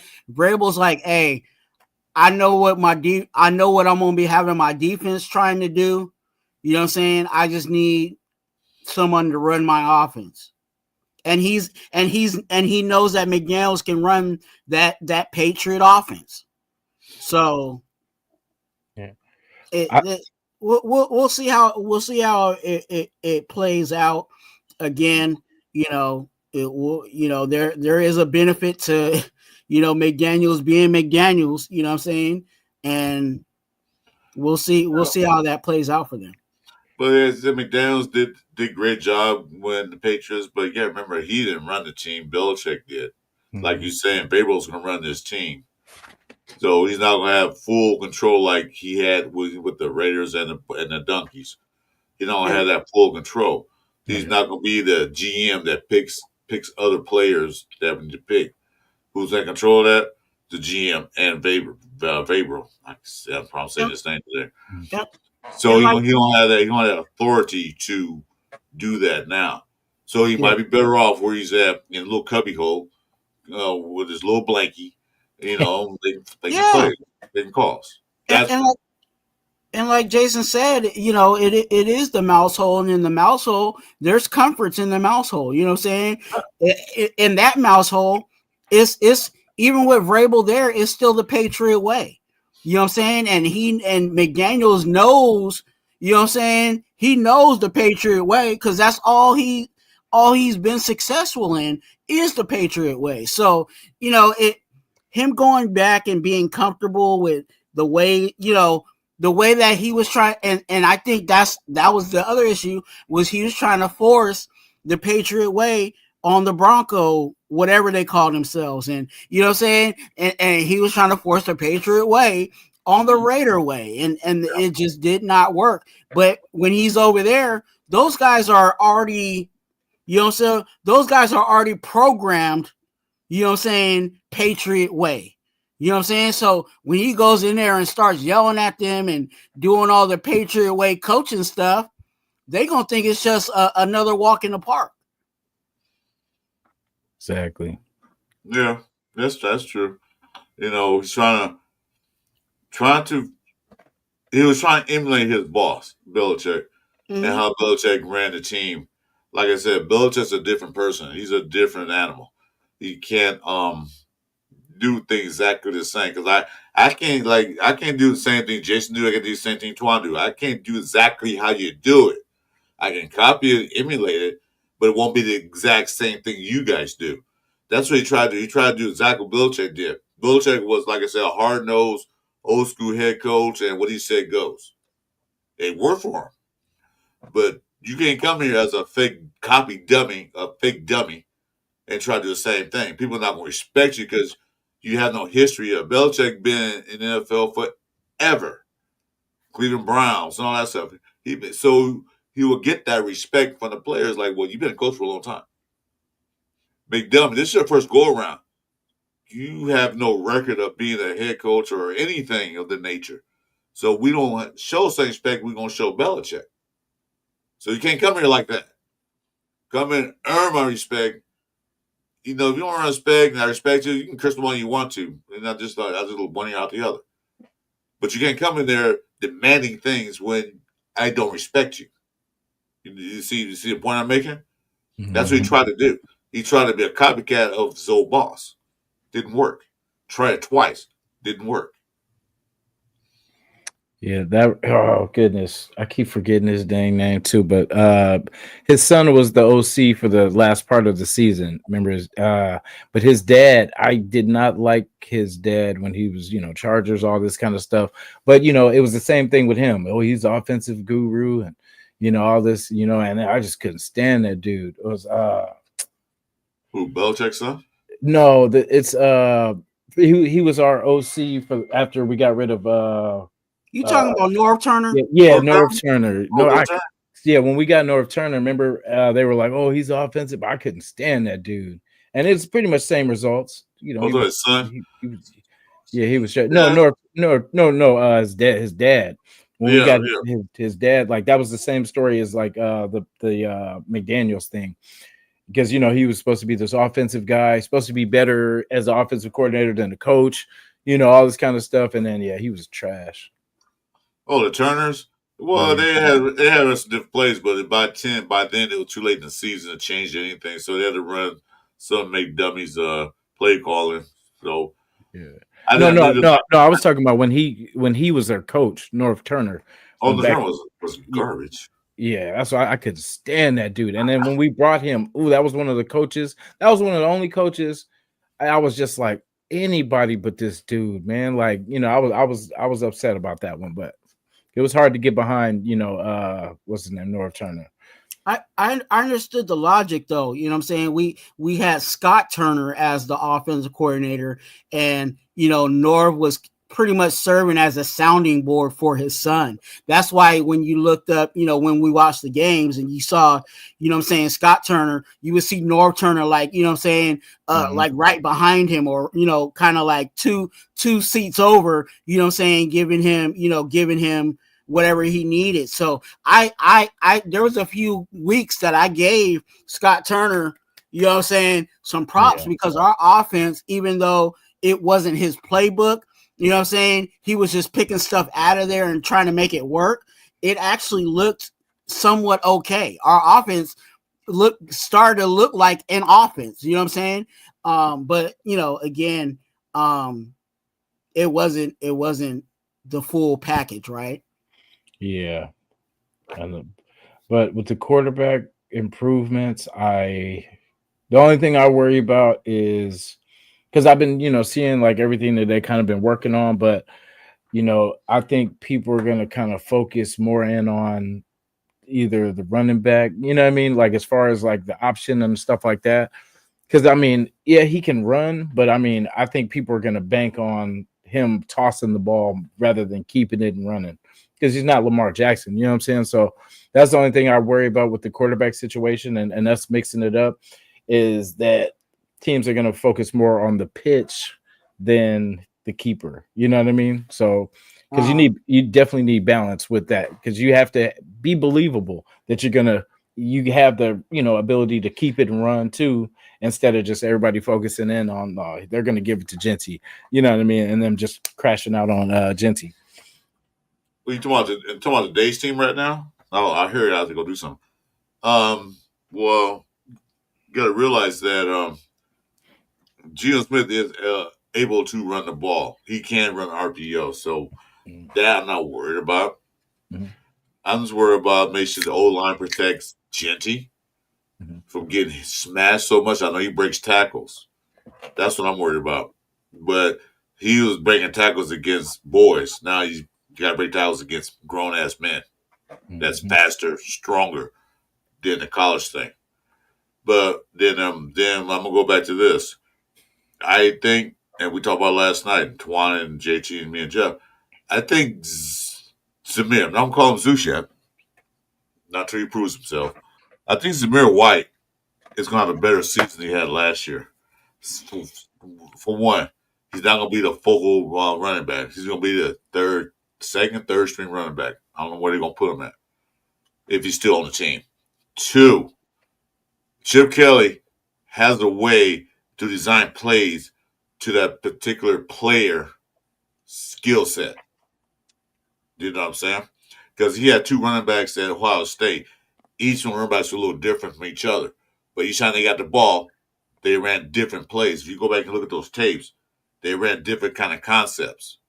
And they got great yards. Each receiver on the team, that one kid, boy, I hope we get him when he comes out. I'll get his name.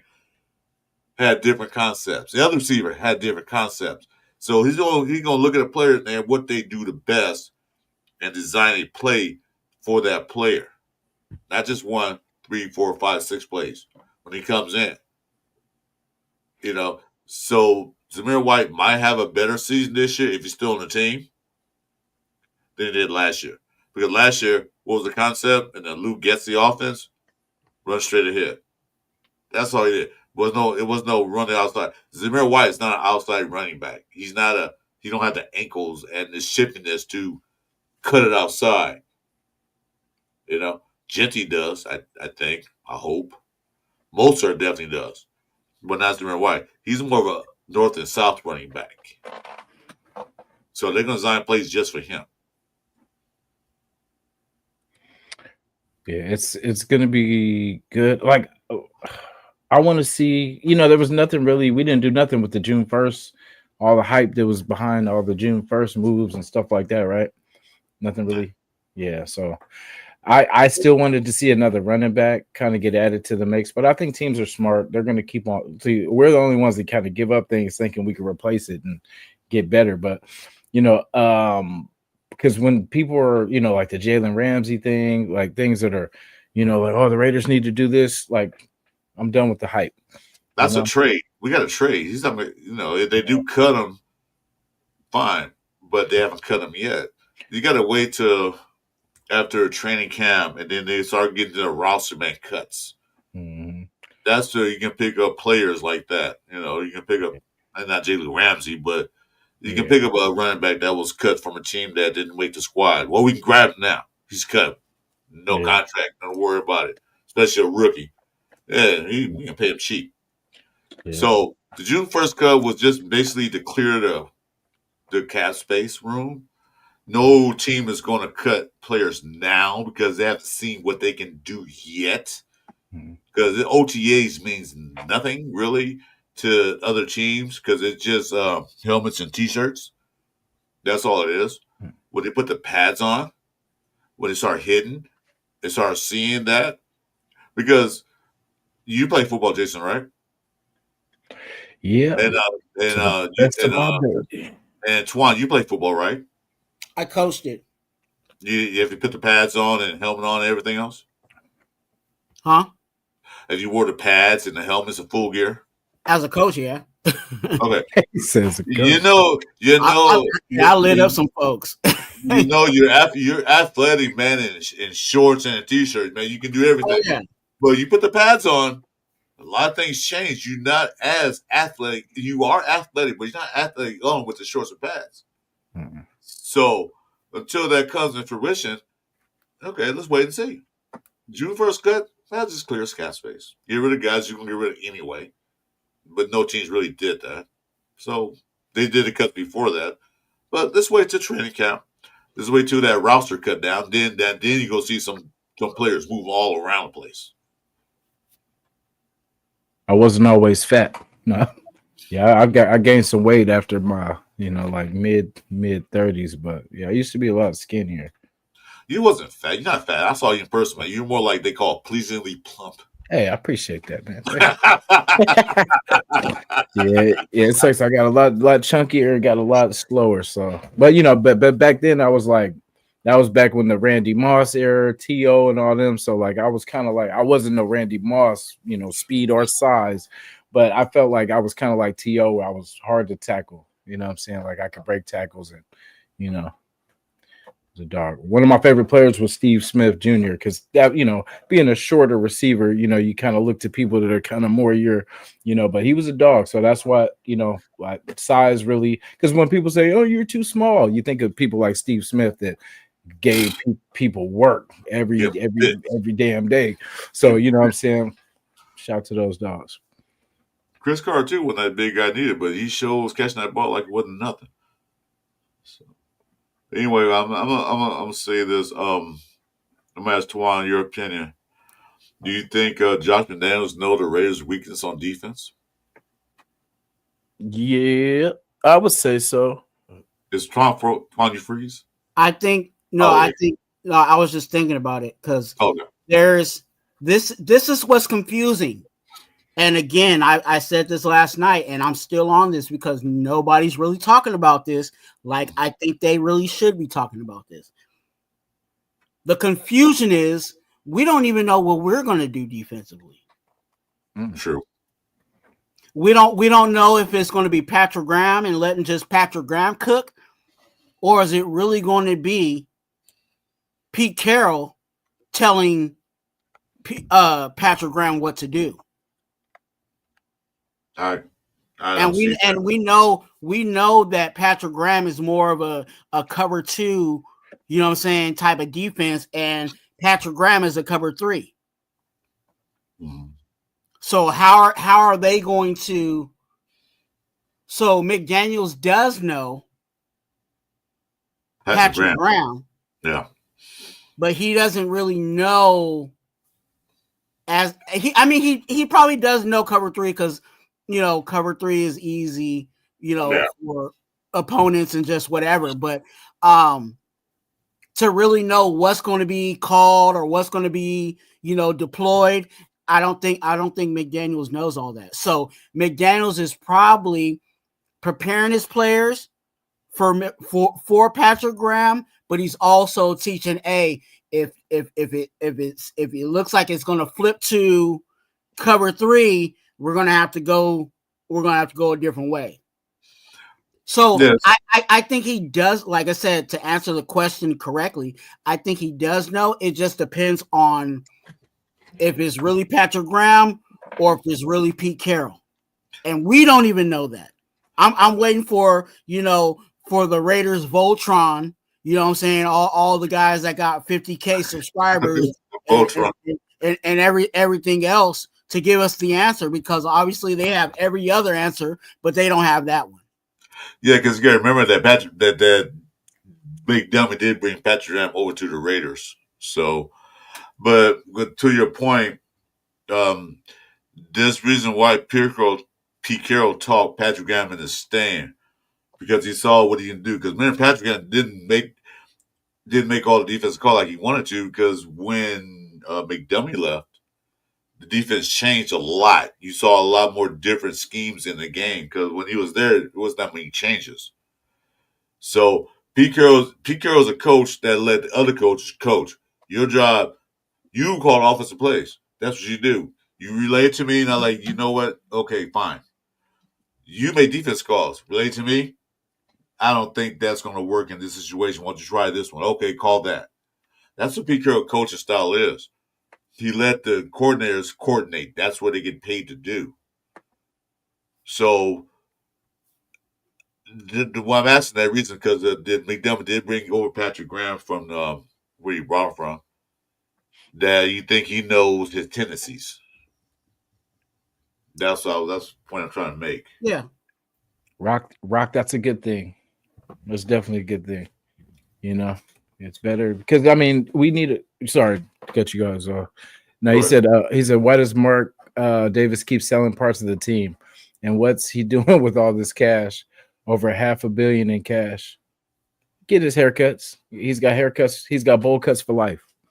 Yeah, those haircuts are not cheap, man. Yeah, Shots to have, man. Those are not cheap. You know how much it costs to, you know what I'm saying? Ooh. Well, he's selling his team to keep it out of corporation hands for one thing, because Mark Davis has no heir. Yeah. So he can't pass it on to his son or daughter or whoever. So he's trying to sell pieces to certain individuals to keep that kind of a family-based business instead of selling corporations. Because sometimes corporations come take a team over and just ruin the teams. Yeah. And believe if it's money, you know what I mean, we'll be fine because we're already successful and we haven't been winning. So imagine like the track that we're on. That's the thing is getting the brand. You know, the brand is going to be fine. The brand, we just got to get the football aspect of it. You know what I mean? So, and then with Mark Davis, he doesn't know the football aspect of it. So they're slowly bringing in people. Well, swiftly bringing in people that know football, that know more, that can contribute more. He's a ladies basketball guru. You know what I'm saying? So let him stick to that. And then, you know, we'll get some people that know about good damn football. And I think even further than that, I think, you know, this is just a new thing for the NFL is allowing, you know what I'm saying, people to start owning stake in the NFL. And I think this is just a branch of, you know, bringing in minorities into this realm of what used to be the white and gray. You know what I'm saying? Pretty much you had to be white and gray to be an owner. You know what I'm saying? And that's kind of the situation throughout the entire NFL. So to allow minorities like, you know, Richard Seymour, you know what I'm saying? Tom Brady is a minority, you know what I'm saying, owner, you know, to have those guys come in, like you said, for football personnel, but you know, it does allow him to have some say even after it's all said and done for Mark Davis himself. You know what I'm saying? Like if Mark Davis dies or whatever, at least he knows that he's entrusting it to people, you know what I'm saying, that are keeping Raiders, you know what I'm saying, throughout. If, like you said, if he gives it to Joe Blow Company, you know what I'm saying, we might be the Joe Blows, you know what I'm saying, the Las Vegas Joe Blows, you know what I'm saying, they might even reface the whole, you know what I'm saying, because they have that right, you know what I'm saying, as an owner. So he's building for now, but he's also building for, you know what I'm saying, the future. If you let corporations take it over, we won't even be the Joe Blow. They'll move the team to I don't know. I'm not disrespecting anybody who lives there. The Des Moines, Iowa, the Des Moines, Ohio Raiders, Cornhuskers, or something like that. That's what he don't want to do. He wants to still keep that Raider mystique. He wants to keep that Raider shield. Yeah. And plus he needs that money because you know if you've seen him at the game, you know he has to keep him a snow bunny in his suite. So you know that costs a little bit too. 2 or 3 of them. We don't know. We can't see everything, but you know. Mark Davis, keep him a snow bunny, man. Hey, not if we ain't winning, because that's why he been so mad, because they like, I ain't trying to go with you, Mark. Y'all don't never win. He's like, come on, baby, come to the game. You know what I'm saying? We're gonna watch the game. But it's embarrassing. You guys don't win, Mark, and you look at your hair. He's what's wrong? You don't like my ball? You think the girls care about all that? They see that paycheck, billions. Like, I can get past that. Yeah, money, they probably don't care about the win like we do. I was thinking like my mindset would be, man, I want to see the win. Money do not know ugly. I tell you that. You got money, you look beautiful. All they need is some alcohol. There you go. Yeah. All they need is some alcohol, and they know that. Yeah, and they know they're gonna at least get one national shot. You know what I'm saying? Because every time Mark Davis get a shot, who's right next to him? The Snow Bunny. So they know what they're doing.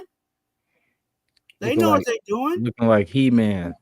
Looking like He-Man's pops. Yeah, most women do. Most women, they know what to do. Let's say, I want to be a model one day. If I sit next to Mark Davis and pretend I like him, I'm getting on national TV. They might see me. I might get an acting job now.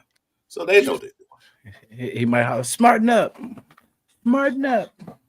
Well, he has smartened up. I'll give Mark Davis some credit now lately. He got out the way. You know. He's been trying to get out the way. That he's been trying to get out the way since Gruden. You know what I'm saying? I was that 10-year deal.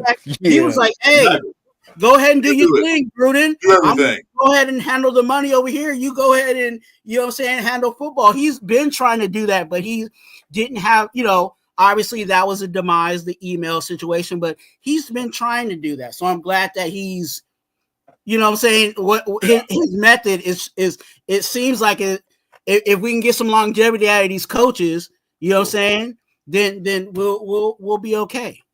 Yeah, he has been trying. Like I said, that 10-year contract was basically a, you know what, 10 years, you do what the hell you want to do. I'll just write the checks.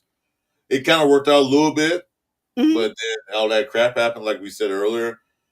So they tried again. They try like, okay, you do it. Didn't work out. But yeah, he had the wrong. He had Mark Davis did what he did. Like I say, he had the wrong people in his ear. He had one man embezzling money from him for like 4 years. And Mark Davis didn't know that. They finally called on to him and fired him. Now he's mad. He's trying to sue Mark Davis for wrongful termination. Like, what, dude? You're stealing money. How is that wrong? You know, he had the wrong people in his ear. He's finally starting to get the right people in his ear that knows football. You know, like my boy said, Ice Cube. I don't know. I don't know karate, but I do know crazy. So now he got people that know stuff. And you know, Sandra's in there too. Sandra Douglas Morgan. Well, I was just thinking, Yeah, you know who exactly. never gets any negativity whatsoever? With her fine self, I'll say it publicly. She fine. I'll say it too. I agree. I don't care my wife is not. She don't play about the money. She don't play about the money. So yeah, that's a good She you know what I'm is saying, that's a good pickup. Prime female, dude. I'm gonna say that right now. No disrespect, but my God, you talking about facing the nation? You can put it on the shield all you want to. I ain't gonna be mad. Yeah, that was crazy. That whole move was like, okay. And then, you know, I'll just leave it at that. But, you know what I'm saying? Like someone that'll never get flack. And no matter who, whatever happens to the team, she will never get any negativity from the nation. And you know what's good about that? You know what's good? That you don't hear much about those people, which is, I think, is great. You don't hear anything. Because she's doing her job. Exactly. You know what I'm saying? Like you ain't got to worry about Sandra, because what is Sandra's job? Her job is for make sure that the Raiders are making money. What happened when we got Sandra? Our money went that way. You know what I'm saying? It went that way, and it's continuing to go that way because she's overseeing the money. You know what I'm saying? She's making. Yeah, we talk about Mark Davis making the business moves. No, that's Sandra. Well, that was Mark Davis' business. Let's do this. Let's do this. Let's go. That was Mark Davis' business because he hired her to do that. That was his business move. Like, you know, you take care of that. I'm only gonna do is sit here with my nice fresh ass haircut that cost me $5 million, and I'm gonna write the paychecks. That's all you need to do right now, Mark. Yeah, that's all you need to do. Right, you hit the right people and write the paychecks. That's all you do. Let the business guys, the football guys, Sandra and all the guys. There's another person too that does contract. I forget his name. He does a contract negotiation. He has done a great job for years. Yeah, he's been the same guy for the longest. Like he's been. Let them do their job. You stay out because if it was other Mark Davis, this team would have players on the team that get overinflated contracts, don't perform, and just a cluster flack. Well, fluster club, I can say, you know. Yeah. And think about where we were after the whole Gruden debacle. Just the like when you think about the franchise as how it looked, yes, we were a show, a shit show. And now you look at everyone, people from outside the organizations are like, hey, the Raiders are up and coming. You know, hey, I want to see what this Raider team looks like. Blah, blah, blah. You know, it's like now it's positive. People are, you know, even the people that hate us are talking good about us. You know, shout to the people that showed up in the chat from opposite squad. You know what I mean? But appreciate, you know what I'm saying? Like people are actually talking good. Like you got people out around here in San Francisco talk about, man, y'all about to be, you know what I mean? Like y'all got Pete, y'all about to do it. So, you know what I'm saying? It's good to finally hear the positivity come back. You know what I'm saying? So, well, yeah. We still got steel on the field. Right now, we feel good about the direction they're going in, but we still got a seal on the field. Let's see how it translate. Like I said, Twan, I think you said, what, 7, 8 games? Yeah, I think so. Yeah, 7, 8 games. I say I'm looking at maybe 10. the ceiling will be 11, the floor will be 8. Yeah. That's what I'm saying. I'll I go with that. But the thing I want to see is that they have competed. They try their best to win, but there's a bad play calling, bad coaching, and everything else. I want to see them play like a football team because they got many teams out there that are fuster clucked no matter what they do. You always knows in a draft in a draft they always had a top 5 picks every draft year. You know why? Because the team's not that good. They always lose. I don't want to be in that top 5. I don't even want to. I want to be Raiders picking number 28 next year. That means we made the playoffs and then we're picking 28. Good. I'm cool with that. I don't want a number 1 draft pick. I don't want to have that stipulation. see with Pete Carroll, like when I think of Pete, he loses Super Bowls. I mean, he wins them too. I'm saying, but at the very least, he's gonna lose the Super Bowl. You know what I mean? Like that's the kind of coach Pete is. That's why when we got him, I'm like, this changes everything. Because when was the last time you've heard Pete failed? You know what I mean? Like a Pete Carroll failing his team. You know what I mean? It doesn't happen. Like McDaniels, we've seen him plenty times fail his teams. And at the very least, Pete will lose the Super Bowl. You know what I mean? Like we've seen him almost pretty much win. Bad decision. We know the rest is history. But he fails big. You know what I mean? Like we're gonna be in the big games. That's why I say 10, maybe even 11, because I seen 8 before like the draft and all that. But just with Pete, because I know he's going to have us in some games. Some are going to probably not go our way, but some are going to go our way. And that's going to be the difference from 8 or 11. You know what I'm saying? So I don't know. And people were talking about when has he ever had a team that was like just bad, just a bad team. And you can't really pitch.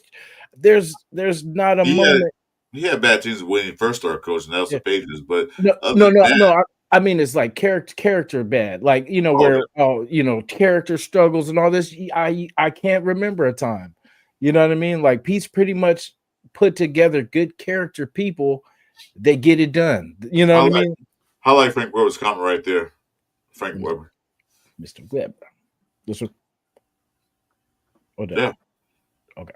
I don't know if that's true or not, but possibly. Truth be told, Mr. Davis admittedly never wanted Mark involved with the team. That is why he steered him towards being an agent early on. Yeah, I can see that. He's probably be a better agent than, But then that haircut would throw people off. Because that's what I'm saying. Your first impression is everything. You know what I mean? So if you expect someone to take you seriously, you have to take yourself seriously. And I don't know. That's like if you got 1,000 people going this way and you got that one person walking the opposite way. I know they say in the Bible that's a good thing. You know what I mean? But I feel like in this situation, that maybe I would rather see him bald. But to each his own. I'm not here to change his choice. But I just say if I meet Mark Davis and I just off that haircut alone, I'm not taking you serious. I'm gonna think this is a prank. I'm gonna be looking around for cameras. I'm gonna be looking like, okay, this dude ain't for real with this cut, man. Like, you know what I'm saying? Like, well, come on, man. What is this? Is this you know what I'm saying? Well, Mark Davis did though. I'm need to change the subject about his haircut. Stylist as it may be, but I know what he did. He went and stole a guy from the Philadelphia Eagles. I was talking about it last night. His name was Brandon Hunt, vice president of personnel, player personnel. So he went to a Super Bowl champion team and stole their guy, which basically was a GM's right hand man to be a player personnel thing. So that shows me the one thing, that they're moving in the right direction. They're not just hiring any Joe Schmo off the street. They're getting people that are proven winners because he played for he worked for a winning organization. Because Eagles did one Super Bowl last year, I mean, this past year they won Super Bowl a few years ago. The play that debacle what it was, but Eagles always been up there on the top of the thing. They drafted well. They're still drafting well. So we need that. So what we do? Let's go hire this guy. I don't know how much you're paying. Don't care. Let's get this guy involved with the Raider organization. And see, that's a step in a smart direction. They're getting guys in here in the building to make good decisions, football decisions. They got a lady, like Quan said, to make good business decisions. Man, girl, you're flying. Well, fine. I don't care. Yeah, she is very gorgeous. Okay. But not only that, but she's very smart too. Not only that she has looks, but she's very intelligent. So we getting the right people in the right places. That's what I say. Looking forward, like I said, next year we'll see, and they'll see too. Like, okay, now, okay, we went with this. Now we know we need next year. Now let's get those players. Having Patrick Graham still a D coordinator, having Chip Kelly, having Pete Carroll, and everybody all in the same place, I love it. Rob Leonard, I love that we were able to, you know what I'm saying? Like, it's just everything is going good. Like, there's nobody that I'm like, damn, this bum is still, and I like that they. No, back up. Oh, what up? I'm gonna cut you off, Jason. I'm sorry, man. I love you like my own brother because I met you in person. We had good times together. There's one person here that's still in shame in the building that gotta go. Not Deuce Gruden. Yes. Not Deuce, man. Deuce gives us a little hope that. Hey, Deuce is doing his thing. I know. You need a little Gruden in the building. You know what I'm saying? Even if there's a little Gruden in the building. Hey, he has a 10-year contract too, so he's still there. So. Deuce is not the reason why some people are getting hurt. Deuce is the reason why people are actually, we're talking about, oh, this guy got muscle. Oh, this guy got gains. Like, he's the guy that's making people look, you know what I'm saying, built. You know what I'm saying? He's the one that got JPJ losing 15 pounds and got him looking stronger and faster. And AOC lost some weight too. So we got the guys working out. I always make fun of him because of Deuce Gruden, the name Deuce. AOC need to get in that gym. You see them arms, man, boy. If you don't get in that gym, get them things. But you know what? With quarterbacks, they don't really do arms. Yeah. They do everything else. Yeah, he should. If you really look at quarterbacks, when they first come in, look at their arms, and that's how they look now. Should look at Levis. Remember when Levis he was trying to sell himself at the combine? Yeah. He got all super swole, slanging that thing. But you know what I'm saying? No, sometimes I'm like, damn, bro, like do some push-ups or something. Because it just look like, it looks like mine. You know what I'm saying? I'm like, come on, brother. It's not the arm. It's not the arms that don't come from the muscles of the arm. It comes from the shoulder and all that stuff, and the back plate and all that stuff. That's what they throw the release. That's where all the strength come from. And that's where the biceps and triceps.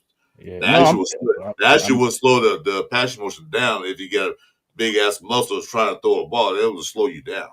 If you notice how you see all these bodybuilders, they got the big muscles. Watch them run and try to do things. They're really awkward and can't do anything. Slow. But I'll tell you one thing. If they want to get you in a weightlifting contest, they'll beat your ass with that. As far as athletic wise, they're not really. Yeah. I don't want them to go Arnold Schwarzenegger. I just want them, you know what I'm saying, to just tighten them things up. Like, because when you look at it, even back arms, he ain't got, nothing like Jeff shut up. It's worked for him, I guess, so far. But sometimes you gotta push it to the max. To be better, you gotta get better. You gotta improve, push your body. There you go, Jeff. Leave me alone. Yeah, there's certain players in positions that they don't have to bulk up. You know what I'm saying? Linebackers, you bulk up. You know what I'm saying? Running backs, you bulk up. Our kickers, what do they all look like? They all look like string beans. Yeah. All of them. The only person that was huge was Janikowski, and we know why Janikowski was huge. You know what I'm saying? But remember DC though? Like remember DC? Like at the beginning of the season, he would always be all hella pumped up. You know what I'm saying? Like you could tell he was getting big. You know, he was hitting the gym. He was getting trying to get big, and then just to push himself, get himself bigger, stronger for next season. But like I mean, and I'm not saying that he's maybe AOC is, and it just doesn't show.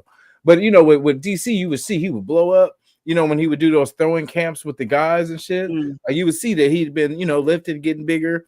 And you could see that, but it's you got to push yourself. I just want him to push himself, even though he's going to be the backup. You never know what could happen. So I just want you always ready.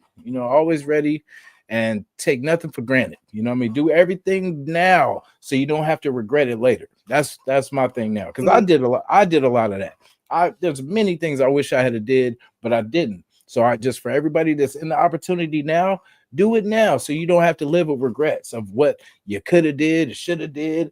Do it now while you got the opportunity. Absolutely. Hey, kick Jeff out. Moderator? Oh, he's a moderator too. Kick Jeff out of here. He's probably on your channel. He is on my channel. He's a moderator. He said, do my right on. Yeah, I wish I could. Believe me. I wish I could. So leave me alone. Okay. Yeah, like the position had to be buffed and yoked out. So for certain positions, you don't have to be all like you said, Arnold Schwarzenegger or whoever. Yeah, to play that position. Is your strength come for certain areas, like running backs, like Twan said, they had to bulk up. They had the meat up here and the legs because they got to absorb those hits. Linebackers got to give the hits, the punishment. But if you're a receiver, besides DK Metcalf or Megatron, they were machines. Yeah. You don't have to be that buff and yoked out to make a catch. Yeah, remember T.O. T.O. used to be, T.O. was big too, yeah. Oh, hey, Shannon Sharp, remember? It just, I guess it looks football. Like LeBron James. That's my opinion. Like LeBron James is just built to be a super athlete. That's why I kind of give people like Curry's and AI and Jordan, all these guys, even Kobe, like more credit because they weren't super built. Like, I mean, yeah, it's easy to just plow through people, like at that size. But for like the AI was one of my favorite players growing up too, just of what he did at that size, going against people, going in a hole, diving, falling, making, what I'm saying? Like, Bo was a dog. Well, guys, I'm old school. A guy named Kevin Willis. That dude was a freaking muscle builder. That dude was yoked. The Rockets. But he wasn't that fast. He was that thing. He was just strong. In the days when they did the post play, you couldn't guard him. Karl Malone. You couldn't guard him. The guy was just yoked. Yeah. But good one, Karl Malone. As the NBA changed and everything else, the big yoke players wasn't of value no more. It was all about the slenderness, the speed, the swiftness, and all that stuff. So it changes. Each position, certain bills works, certain bills don't. Mm-hmm. But AOC losing that baby fat was a good thing, I think. Every position is different, and there's certain requirements for every position, right? Like I said, you look at the kickers, right? The most important thing for them is to be almost elastic. You know what I'm saying? They have to be flexible. You know what I'm saying? The way that they kick, you know what I'm saying? They have to be, the muscle ain't going to help them kick higher. You know what I'm saying? It's going to be the elasticity in their body that allows them to do that. You know what I'm saying? Throwing a pass. That's elasticity, you know what I'm saying? To get that pass out there. So, you talked about Curry like not having muscles. Well, what does he do? He shoots all the time. You know what I'm saying? He's outside. He's not battling. He's not inside battling. He doesn't need muscle. He needs elasticity. You know what I'm saying? To put up those shots. So it just depends on what's required of them, and that's probably why it does. And I don't blame you, Jason. It does look like someone that's muscular. Oh, they must play football, right? You see someone real oh, they must play football. You know what I'm saying? And but look at John Kelsey, like you said. If you don't know football, anything about American football, you see Jan Kelsey walk on the street, you think it's a big old fat guy, man, drinking beers. But you'll never know he's a field goal kicker because he don't look like a football player. He's just big, but you don't like a football player. He's not built. He's not. But he was a kicker. So just looking at him. I don't see nobody, you know what I'm saying, getting major gains by using some yoga stretches. You know what I'm saying? Again, that's what's required for, you know, like these kickers and punters. They do more yoga than anybody probably on the team, you know what I'm saying, just to keep themselves flexible to do their task. So, that's probably why you don't see a whole, you don't see Arnold Schwarzenegger kicking the ball. You know what I'm saying? And that's just like Odell, man. You see Denver, they kicking these punting these balls that knees damn near hitting their face. That's how much the limber they have to be. So they stretching their whole body out. Like Odell Beckham, right before the injuries, before the first of many injuries, like him as a wide receiver, bro, was one of like just how he was. Like he was like he would come to the he would go back to the quarterback, and he just had this energy, bro. Oh, kind of like I'd say like Antonio Brown when he was doing his thing, like when he was the best. Like it's just they had this energy, bro. Like it's just all game, like and oh, we've been searching for that. Like that's when he came here, I was like, finally we get a because we know we didn't have to question his ability, but we didn't know we had to question his mentals. You know what I mean? But it was crazy. But like that type of just wide receiver, man, that's what I want us to have. Just someone that's just gonna fight all game. He's gonna give the other side problems. Just consistency, and that's speed. That's the type of, I just think of what Odell was when he first got there, and then we just need that aggression, man. Like. I worry about our wide receiver room still, just a little bit, just until, like you said, until we see what these guys are, the rookies coming in. But we just need at least one of them to step up. If it's Besh, if it's Thornton, because that would just be, 3 options is better than one, I think they both will step up. I think they will. Hope so. So, I think we drafted well. We got 3 stars last year in the draft. This year, if we can match that or top it, I think we're doing good. Because for the past few seasons, Rare's draft class has been really horrific, except for the Josh Jacobs and the Max Crosbys. And I think I'm done. Yeah. For that, other than that, we haven't done well in the draft. To get 3 stars out of last draft.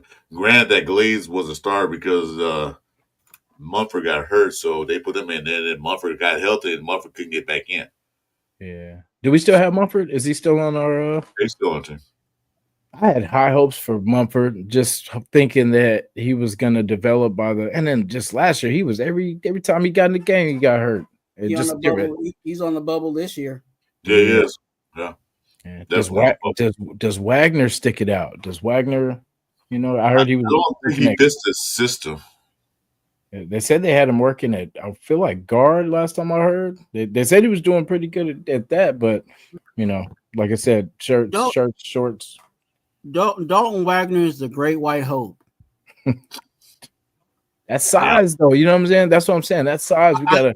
But you look at the football now. So if you hear someone saying that he's a great white hope, that came from Raider Twan. Dalton Wagner is the great white you hope. Are tagged with that from now on. But you look at today's football, the big offensive lineman like they used to have back in the day is not really that prevalent anymore. It's more like the more mobile offensive lineman because they're doing all these RPOs and these zone reads and everything else. So them being big, been good back maybe 10 years ago. But now it might not be that good. He might fit somewhere. He might be a good guard because they signed that Tasky dude. They put him at guard too because he's big and he's athletic. So how to use him, we'll soon see. Yeah, it's true. But like you said, that dude, the Australian guy, Tasky. Yeah, that's gonna be crazy. Because I like I said, like with Buffalo, big lines, 49ers, big line, KC starting to get a big line. You know, it's just I don't know. It's hard with big bodies in the way. You know what I'm saying? Like, and then with Gentry being a smaller back, the tall, the bigger the line, easier for him to slip out. You know, so like, and then look at everything we're building. Everything, everybody's tall, big, tall wide receivers, tall DBs. You know what I mean? Oh yeah, we need tall receivers because, like I said, we had a lollipop guild last year, Yeah, so we had to get some receivers. That's besides, I think the tallest receiver was Jacob Myers. He's 6 feet tall, so we need somebody. Well, we had Christian Wilkerson, but he never saw the field. He was 6'2". He never saw the field. We did see the field. He dropped the damn ball. Another guy we had that was tall, he couldn't catch neither. Couldn't run routes. So we need big receivers that can run routes and get out there and block. The main thing they wanted was blocking wide receivers. Both of Thornton and Josh Besh, Jack Besh, blocked when they were playing college for running backs. That's what we're gonna need. yeah. Joey Myers, he know his record. He loves blocking for running backs. Because you know what I like doing? Hitting that DB that that's guarding. I'm gonna take you out right now. Yep. And then no drops. Like that's what I'm saying. Like everybody can handle the business with the ball. You know what I mean? Jacoby doesn't drop much. Bowers don't drop much. Doesn't drop at all. Tucker, Drop passes. Non-drop passes. Yeah. Now, can Tucker, with a more accurate and consistent quarterback, can Tucker be that wild card? You know what I'm saying? Be that piece that sets us over the top. Because I feel like he should be the one like they send in motion to see if it's one-on-one. I mean, or to see if it's a man-on-man. And then Tucker's going to be the gadget play because I'll tell you one thing. That Thornton guy can run just as fast as Tucker, and he's tall, big. So Tucker will be there for gadget plays like a double reverse or something like that. Yeah. He can be down the field, but that's all he can do, as we've seen the last couple of years. We didn't see Tucker run too many routes. Had they put him number one, that failed. Yeah. So, but better offensive coordinator though. I think that'll everything's really in place for everything to kind of work. Because before we didn't have an offensive coordinator that knew what he was doing. It was we got Chip Kelly and he will know what to do. He will know ball placement. He will know what's going to work. That's what I say. Like it's going to be different this year, I believe. Go ahead, Ron. You gonna say so? I partially agree and I partially disagree with the Trey Tucker situation. Trey Tucker actually does run routes. He actually runs more routes than Dante Thornton, and that's why I believe that Trey Tucker is going to be our deep threat, because when you have a deep threat, you need to have that suspense of, is he going deep or is he actually really going to run a route? And Trey Tucker actually can do that. The only issue that Trey Tucker had early in his career was that he had drops. You know what I'm saying? He was double catching the ball when he did catch the ball, and he solidified that. I think having a quarterback like Geno Smith that can get the ball out there is definitely going to make Trey Tucker a serious threat. At this point, Dante Thornton is the one-trick pony. He's the one that, yes, he can go deep, but he does not have the complete route tree. Yes, he does. Just like in Oregon, he ran complete route tree. You're telling me Dante Thornton is a better route runner than Trey Tucker? I'm not saying that. I'm saying Thornton did run a lot of routes when he was at Oregon. When he got to Tennessee, they changed it up. He didn't run that many routes at Tennessee. That's cool what you saw. When he played with Oregon, he ran a lot of routes. Okay? That's what he did. When he got to Tennessee, they changed it up. The head coach or whoever offensive coordinator was changed the routes up when Thornton didn't run that many routes. So he does have a route tree. He just didn't do it in Tennessee. But in Oregon, he did. So when the coaches I'll say the better route runner right now, I gotta say Trey Tucker, because Trey Tucker's been in the league. He's in the league. Thornton's not. We will see that coming up. But the way about Mick said that he can't run routes. Yes, he can. He did it before. He just didn't do it at Tennessee. It's being confirmed by players and coaches that Dante Thornton needs work. Well, yeah, it's a rookie. Of course he needs work. So, yeah. So with that being said, I'm not going to put Dante Thornton over Trey Tucker if we are asking for a deep threat to be called. Yeah, I would just As use far as like speed, yeah, I'll put Thor as far as speed because he's big. I'll put his speed. yeah, As route running, you probably more right.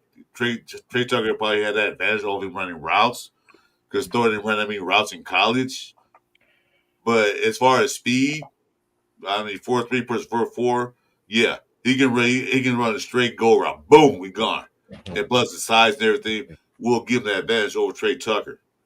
And our Wh- hands and catching the ball, that we have yet to see. We know what Trey Tucker did. We have yet to see what Thor can catch an NFL ball because in college football, NFL football is different. We got to see what can he catch the ball.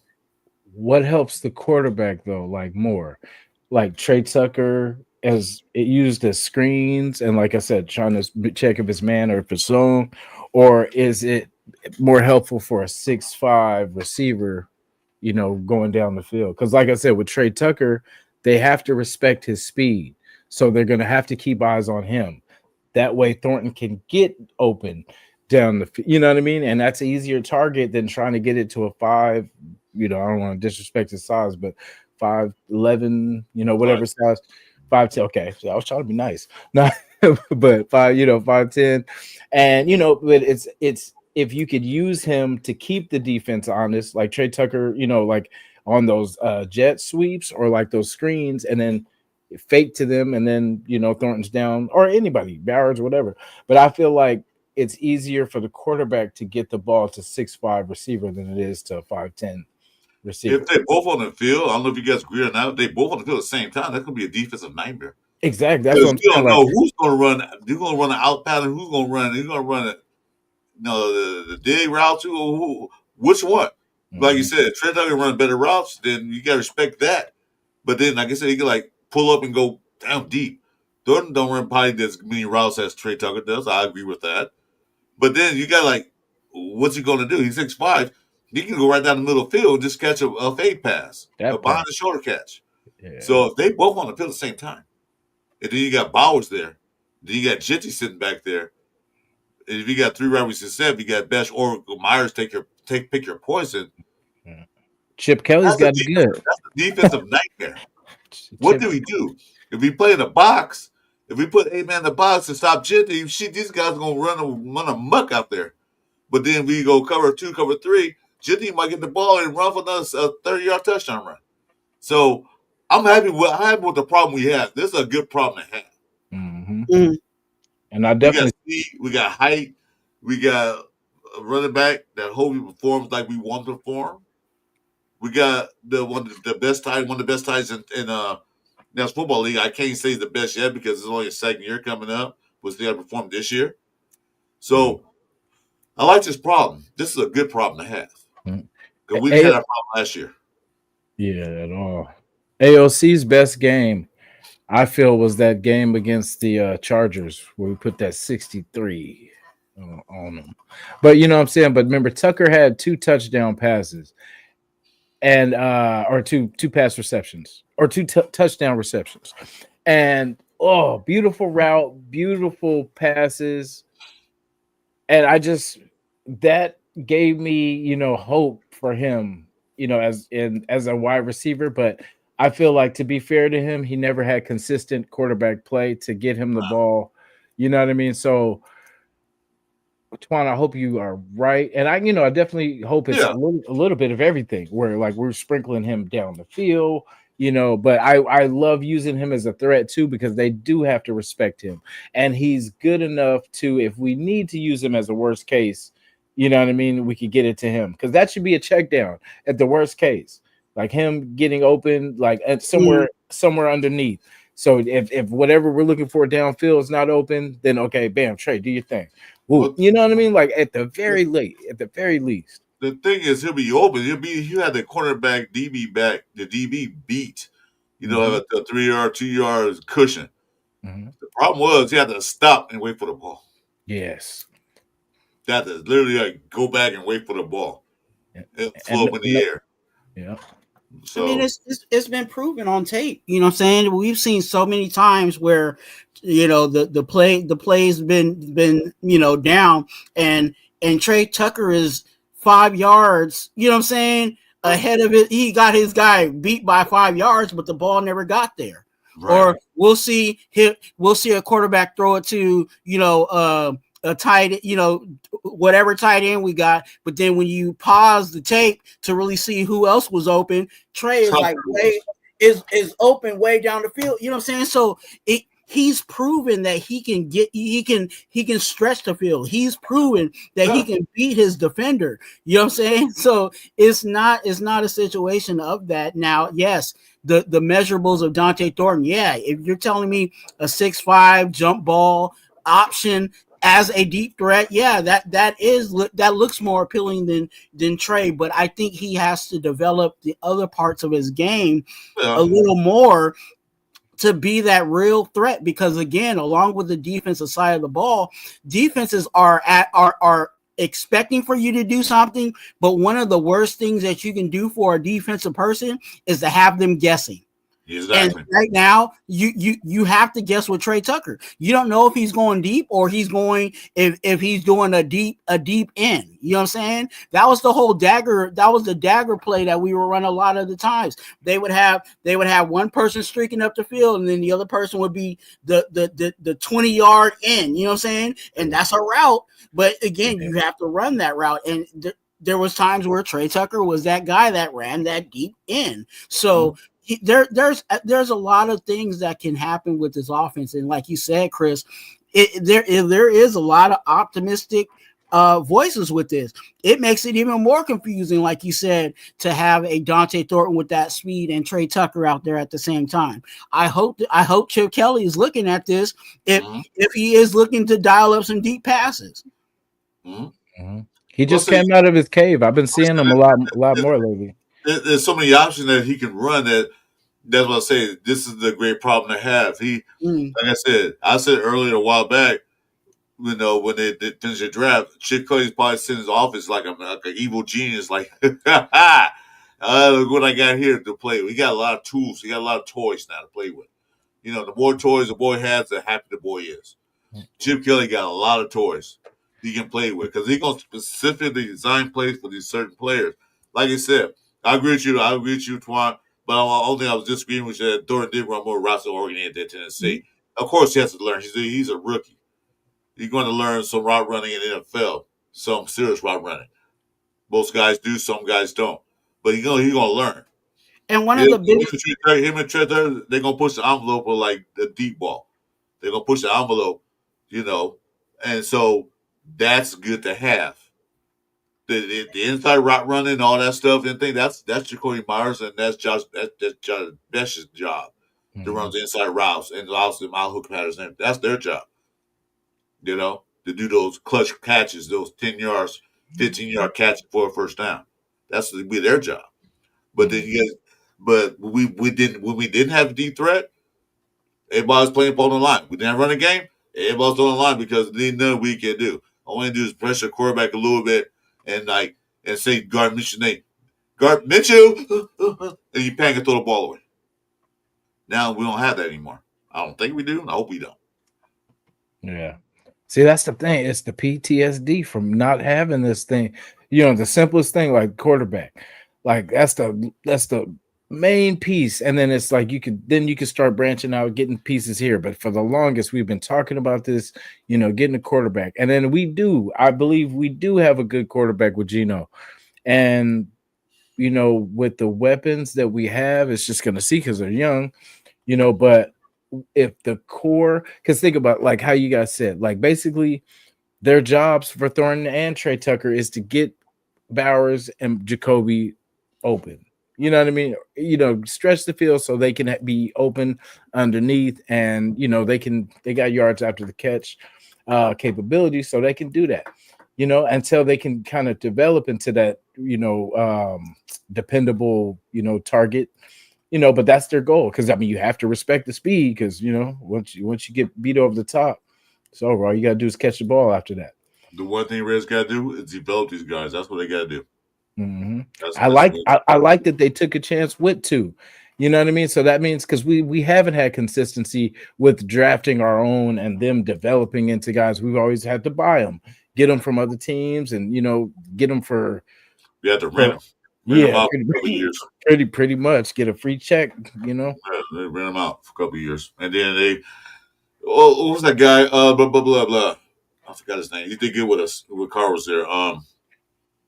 You talking about? You talking about Williams? No. Receiver. He played with us, had a great year. Then he went somewhere else. Zay Jones. No, not Zay Jones. What's this? Took my tongue. Help me out, Chad. He played for New England last time I checked, I think. Matt Collins. No. Aguilar. Yeah, Nelson Aguilar. Here you go. Thank you. Hey, that was another one. After Aguilar's season, why would you not, try to, keep. He was free agent. He wanted the money because I think he went to Carolina or somewhere. He wanted a big paycheck. Got there, didn't do nothing. I thought it was he didn't want to play with Carr because I was thinking like, why would you not? Carr actually made him have a good season. Yeah, that's what I was saying. He helped a lot, because like Crabtree's the whatchamacallit,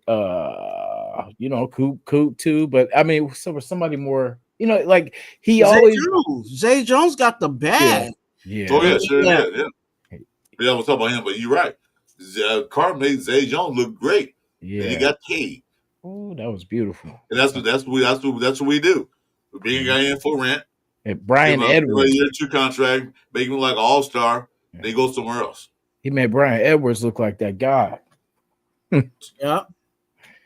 Well, he made a lot of guys look good, but Derek Carr sucks, right? That's what they say. That's what people say. But I mean, poor guy. He's I didn't say he's retired. I'm just retired. That's why some of the things that people say, I'm like, that don't even make sense to me. Yeah, he beat this. We beat the Saints. I'm over it. How's he the most accurate career accurate quarterback, but he sucks. Yeah, exactly. That must mean that Stabler sucked. That must mean that Flores sucked. That must mean Plugin sucked. You know what I'm saying? Like if you're saying that, and I hate saying that because I like those guys, but we. Yeah. A lot of people, a lot of people have their opinion and where they were when. If it came down to it, I would have kept Carr, let him stay here, and then draft a quarterback and don't get to Garoppolo and Hoyer. But that wasn't our decision to make. That was McDummie's, and it wasn't Ziegler because he had no say in anything. That was McDummie's decision because Carr, went against a status quo. Did what he wanted to do. So, yeah, it is what it is. That's why I don't think, going back to McDummie, I don't think he'll ever be a head coach in the NFL ever again. Yep, and then the first game of the season, we're going to make sure that we start that. We start that from happening. Well, who's going to hire him? He already failed 2 attempts. Some coaches come and fail. Chip Kelly's one. Pete Carroll was another one.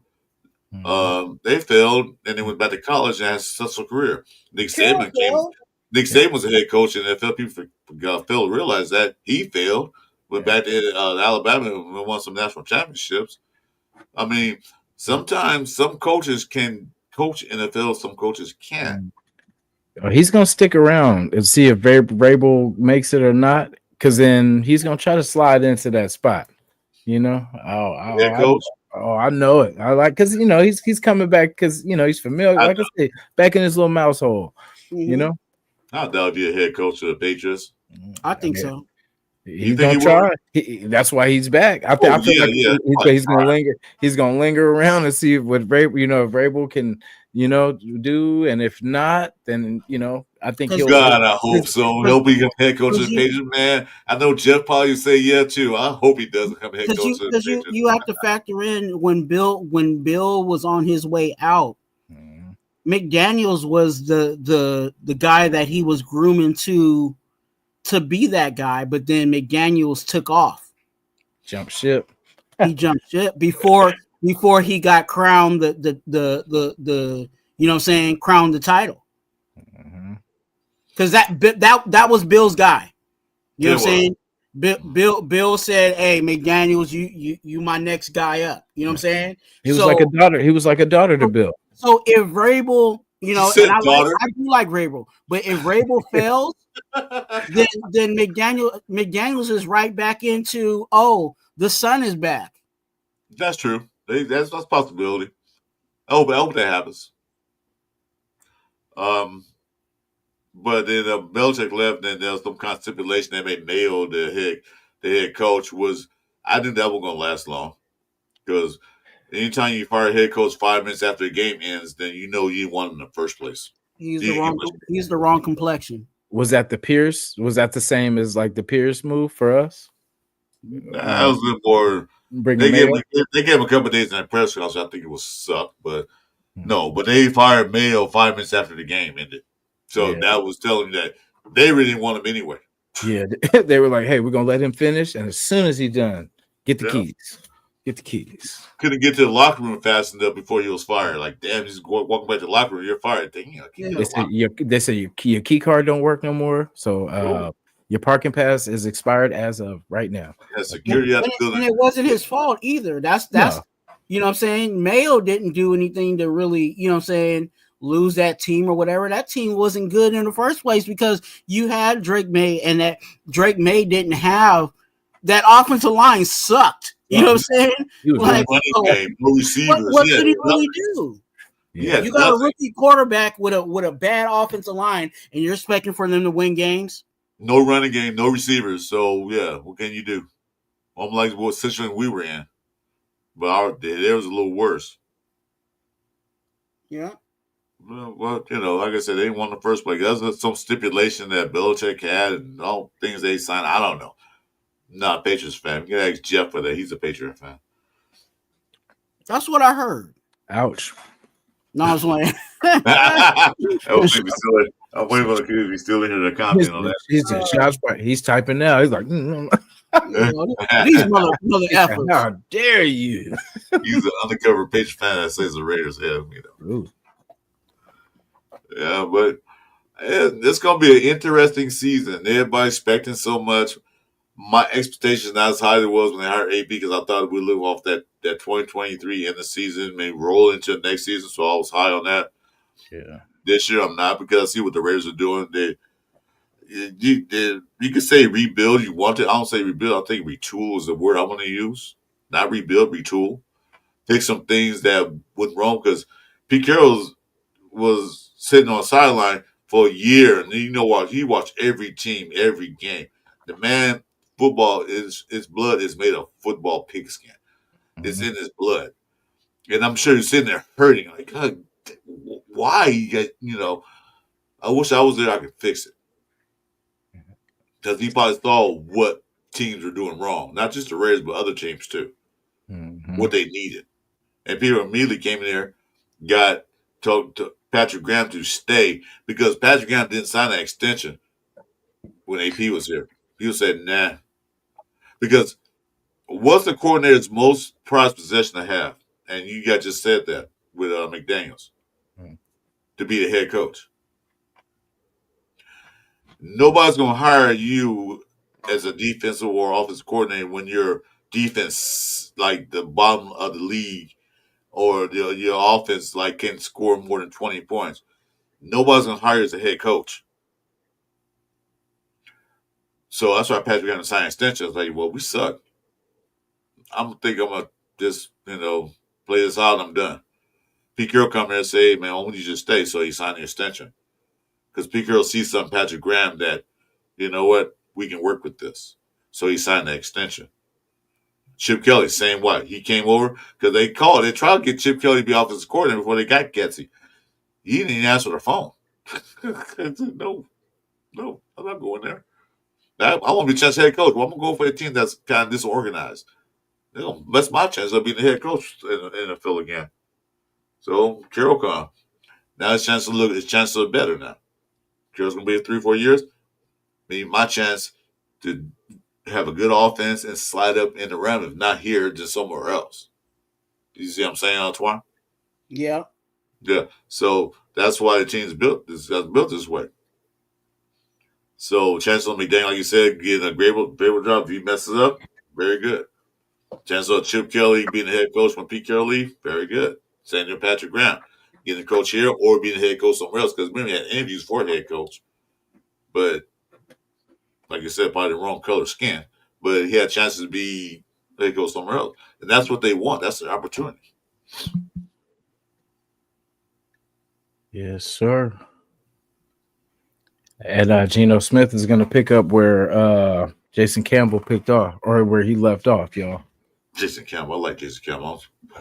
Bro, he was a good dude too. Humble cat. Like he was really. I thought he was our future quarterback. Yeah, and he could do both. He could run and pass. He was, man, what could have been? Yeah, but what could have been? When you have a bad organization that know how to run shit, that's what happens. You lose good players to the other teams. Don't want to be here. I remember that. I don't know about you guys, but I might have to call this short because I gotta rear up these pork chops right quick. Well, where's my plate? Your plate's always here, man. Your plate's still sitting here, man. And now I got ants and fungus on it, man. Yeah, I'm gonna pick it up. Yeah, I was like, man, by the time I was like, by the time I get there, it's gonna be gone. So just save me all the plate. Just freeze them. You know how we do. Just freeze that thing. Put some Ziploc baggies. Last long they like snacks. So it's Jason food. Yeah. You got a whole bunch of like 59 plates in the freezer, in the deep freeze. I try to limit my time with the swine. Yeah. Oh yeah. I feel you, man. For sure. I feel you. But also they like the swine, So what mama wants, what daughter wants, what the kid wants. Oh, yeah. But Dad, you can do good some pork chops. Yeah, I can do that. Easy. Definitely. Everybody, what you guys got going on? Shout it out. Let it be. I'm not playing voodoo. I gotta go cook. I got people coming over too. So shut up, Jeff. You mad because you can't cook like I can? If I had your life, Jeff, I'll just go eat cheeses all day. I'm a Jeff. Jeff, he's got to eat too. He's got to eat too. If I just shoot you, I'll eat cheeses every day, all day, man. Come on. Jesus, Twan, what you got going? Man, next week. I keep saying I was gonna do something. I ain't gonna do another live, and then I end up doing another live. I did 3 lives yesterday. Was up until about 4 a.m. You know what I'm saying? Closing out a live, and then waking up early to do a live with you. So I didn't think I was gonna be doing one Sunday, but when my brother says pull up, I'm pulling up. So I'm here. But next week for sure I'll be going live. I will be having a few things that I need to discuss with the Raider Nation. I'm working on Tom Telesco, letting you guys know what I got from Tom Telesco, what he said and what it really meant. You know what I'm saying? There's things that of course he says, but then there's things in between the lines that we know that make the correlations. So I'll be doing all that next week, so you do not want to miss that. Possibly Tuesday, if not Thursday. Tuesday and Thursday are the days that I normally do go live, unless someone hits me up. Again, I'm always available for any content creator that wants to talk some Raider football. Definitely hit me up on IG at Twan TWUAN at Raider Twan on YouTube. Go ahead and hit that subscribe button. I'm close to 500, and that is one of the huge goals for content creators. So everybody knows what 500 means in that way. But so definitely, it would be appreciated for you to hit that subscribe button. Even if you don't watch the show, definitely just hit the subscribe button just to support another Raider Nation. You know what I'm saying? Trying to give back to the Raiders and the Raider Nation. Definitely, man. Appreciate you. Okay, man, got a little apologies. I don't know if you want to put it up there. She said, "What? Oh, you're a hero. A hero. I need a hero." Let me see. Y'all truly got my respect, Jason, Chris, and Raider Twan. You guys will do great this season. I'm sorry for being a jerk in the other chats. Tiger got out of the cage. Y'all don't give up the favor. And no, never will. Yeah, never True will. Man, don't give up. No. Appreciate that. Best of luck to you guys in every game that we don't play, y'all, or that matters for the. Never mind. I'll leave it at that. Every game that we don't, I'll leave it at that. We don't play you guys. Definitely, best of luck. No, and beat those Chiefs. That's what I say. Beat them Chiefs twice for us. You know what I'm saying? That's one thing I wish for. You got to beat the Chiefs, and I'm good with that. And we'll do the same. So that's 4 wins right there that they will not have. Let's not go off their high horse, man. Yeah. As who said last night? Somebody said Fraggle Rock. I don't know. That was funny. OG. Chargers, meet us in the playoffs. That's the goal. Get the Chiefs out and let's meet in the playoffs. Let's do it. Shout out to Ray Love. I've been watching Ray Love the whole time. He's been in there giving it to giving it to him in the chat. So Ray Love, yeah. Ray Love's been going at it the whole time in the chat. But shout out to the Deacon, you know what I'm saying, Ray Love for sure. Twan, we'll definitely celebrate, man, when you hit that 500. I don't know. Yeah, definitely. Let us know. It should be a crime that you haven't hit it already. That's crazy. Yeah, he's close. He's right there. He's like on the fringe of it. Yeah. Everybody tap in with our guy, man. He brought the congregation. Come on now. Let's go. Yeah, Jeff, by the way, if you want to come over, I'm going to grill some Cheez-Its for you, man. So you have some grilled Cheez-Its. He said with not the grilled Cheez-Its. Nah. You should make him a Cheez-It encrusted pork chop. Oh no, he said last night he's gonna do what was that, Jeff? A shake and bake using crumbled up cheese. Like, okay, I did that for you. And it's not hard to do because after you finish all the cheeses in the bag, there's always like a Cheez-It dust on the. You know what I'm saying? So yeah, you could make it happen. I'm gonna do a pork chop encrusted with Cheez-Its for you, just for you only. Man. That sounds fun. I love me some Jeff, man. He's crazy. Yeah. Oh man. Yeah. Use the Cheez-It dust as cornmeal. You know what I'm saying? Fry it, exactly. fry it in Cheez-It dust. Have some Cheez-It macaroni and cheese, some Cheez-It potato sauce, some Cheez-It ribs, some Cheez-It chickens. Yeah, everything's Cheez-It. Cheez-It chicken, Cheez-It chopped chicken. Yeah. Put some cheese. Oh yeah. Get some Vegemite Cheez-It infused breakfast. Ooh, he said not the Vegemite infused. Used. Hey, I heard that's Jeff's favorite thing, Vegemite. That's the sponsor. He was doing Dunkin' Donuts, but now he's gonna do Vegemite commercials. Man, appreciate everybody, man, from the chat. Everybody, man, we appreciate you guys tapping in, arguing.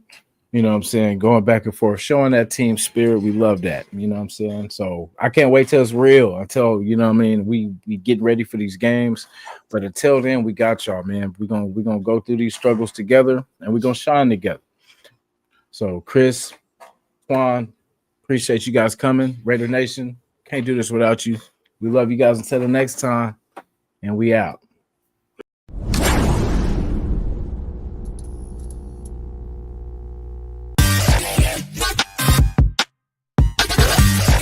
Yeah.